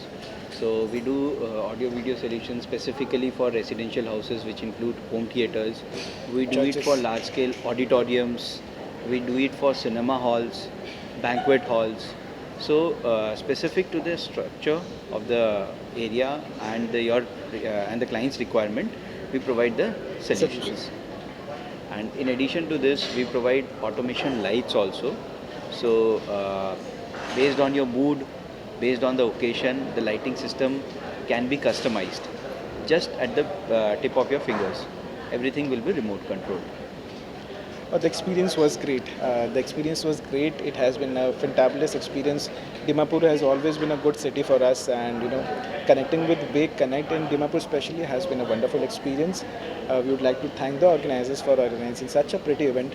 It was great to meet all the architects, all the engineers, and all the government contractors who have been a part of this event, and they made this event very gracious, and we are really happy to be a part of it, and we are really thankful for this opportunity so that we are a part of it.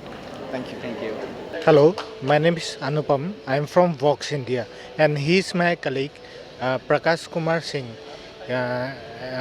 We are doing an event in Dimapur, BSIC event. Actually, event is good, and Baic support is always good, and all over the experience is good, and the event is very much successful in Dimapur. And I'd like to tell Neha ma'am regarding the project whatever she has done is a great initiative for the architects and interior designer in Dimapur to showcase our product. And thank you, Prakash. Hi, this is 𝗃𝗃𝗁𝗁. First of all, I would like to thank BAIC for organizing this event, and this event was really nice and really supportive for us. For this market, it was a very good presence for me and for my product in entire Nagaland. So I would like to tell something about our product. 𝗀𝗁𝗁𝗁 is a polymer manufacturing product since last 38 years. We have manufacturing unit in India also. So we have infratop for indoor and outdoor ceilings, which is 100% polymer material, and comes with thermal digital printing, 100% waterproof, scratch resistant, termite free, and long lasting durability. Second, we have wall panel 𝗲𝗁𝗁, which is also polymer material, thermal digital printing, and scratch resistant, fire retardant, termite free, and 10 years replacement warranty. So 𝗀𝗁𝗁 provides very innovative designs for design your home. We have SPC flooring, Lineario for wall panel. Yeah, hello. So my name is 𝗃𝗃𝗁𝗁𝗁 and I'm representing 𝗃𝗃𝗃𝗁𝗁 Group. So this group was started in the year 2004 and it's been 2 decades. So we are presenting a lot of projects in the entire Northeast region. So we have started in the year 2004 with a lot of different projects. We have completed different projects and we have provided across millions of square feet. So right now we have come up with 12 different projects across the entire Northeast. We have 𝗃𝗃𝗃𝗁𝗁, The Majesty, it's a Dubai architect project. We have 𝗃𝗃𝗃𝗁𝗁 Aura. We have 𝗃𝗃𝗃𝗁 Nana, that is in 𝗃𝗶𝗺𝗃𝗃 near to the airport. We have another project that is called 𝗃𝗃𝗃𝗁 Phase 2. And we have projects outside Guwahati also, like in Bongaigaon, in Jorhat, in 𝗀𝗁𝗃𝗃. And we'll be planning some other projects also. So the main purpose of us visiting here is to target the audience from Nagaland. So because these people has always been supportive for our culture, for our projects, and they can find a good investment opportunity in our area also. So that's the reason, that's the main motive that we have come up across here. That's it. Thank you. Hi, this is Hitesh from 𝗃𝗃𝗃𝗁𝗁, the owner and co-founder. I have along with me Lisa, who heads the sales. So she'll give you a short brief about what she's doing with 𝗃𝗃𝗃𝗁𝗁, and then I'll take forward. Hey, my name is Lesha and I'm a senior sales representative of the 𝗃𝗃𝗃𝗁𝗁, and this is my work in 𝗃𝗃𝗃𝗁𝗁. So 𝗃𝗃𝗃𝗃𝗁𝗁 is all about the furnitures that we do. We have 2 manufacturing units. One is in Guwahati and one is in Delhi, and one is in Jodhpur. Okay, I have relocated myself to Guwahati just to expand our reach to the entire Northeast. Okay, we take care of the projects, and our maximum production is based on customization. We do 95% of our work based on customization, the designs that we receive from the architects and the interior designers. We deal with solid wood furniture until unless we specifically requested from our architects and interior designers to include the laminates and the plywood. So we have a different range. We do marbles majorly. Okay, our office is in Delhi and our Guwahati office is in 𝗃𝗃𝗃𝗁𝗁. Okay, you can reach out to us by www.𝗃𝗃𝗃𝗁𝗁𝗁 at Insta page as well, and you can reach out to us via my direct number is 93951 52966. Thank you so much.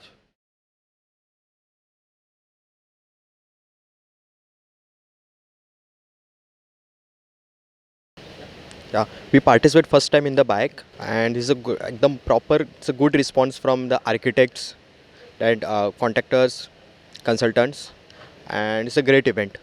We are the manufacturer of the lights. We are into retail industry. That's we supply lighting for customers like Shoppers Stop, Pantaloons, 𝗀𝗏𝗺𝗁𝗁, West Side.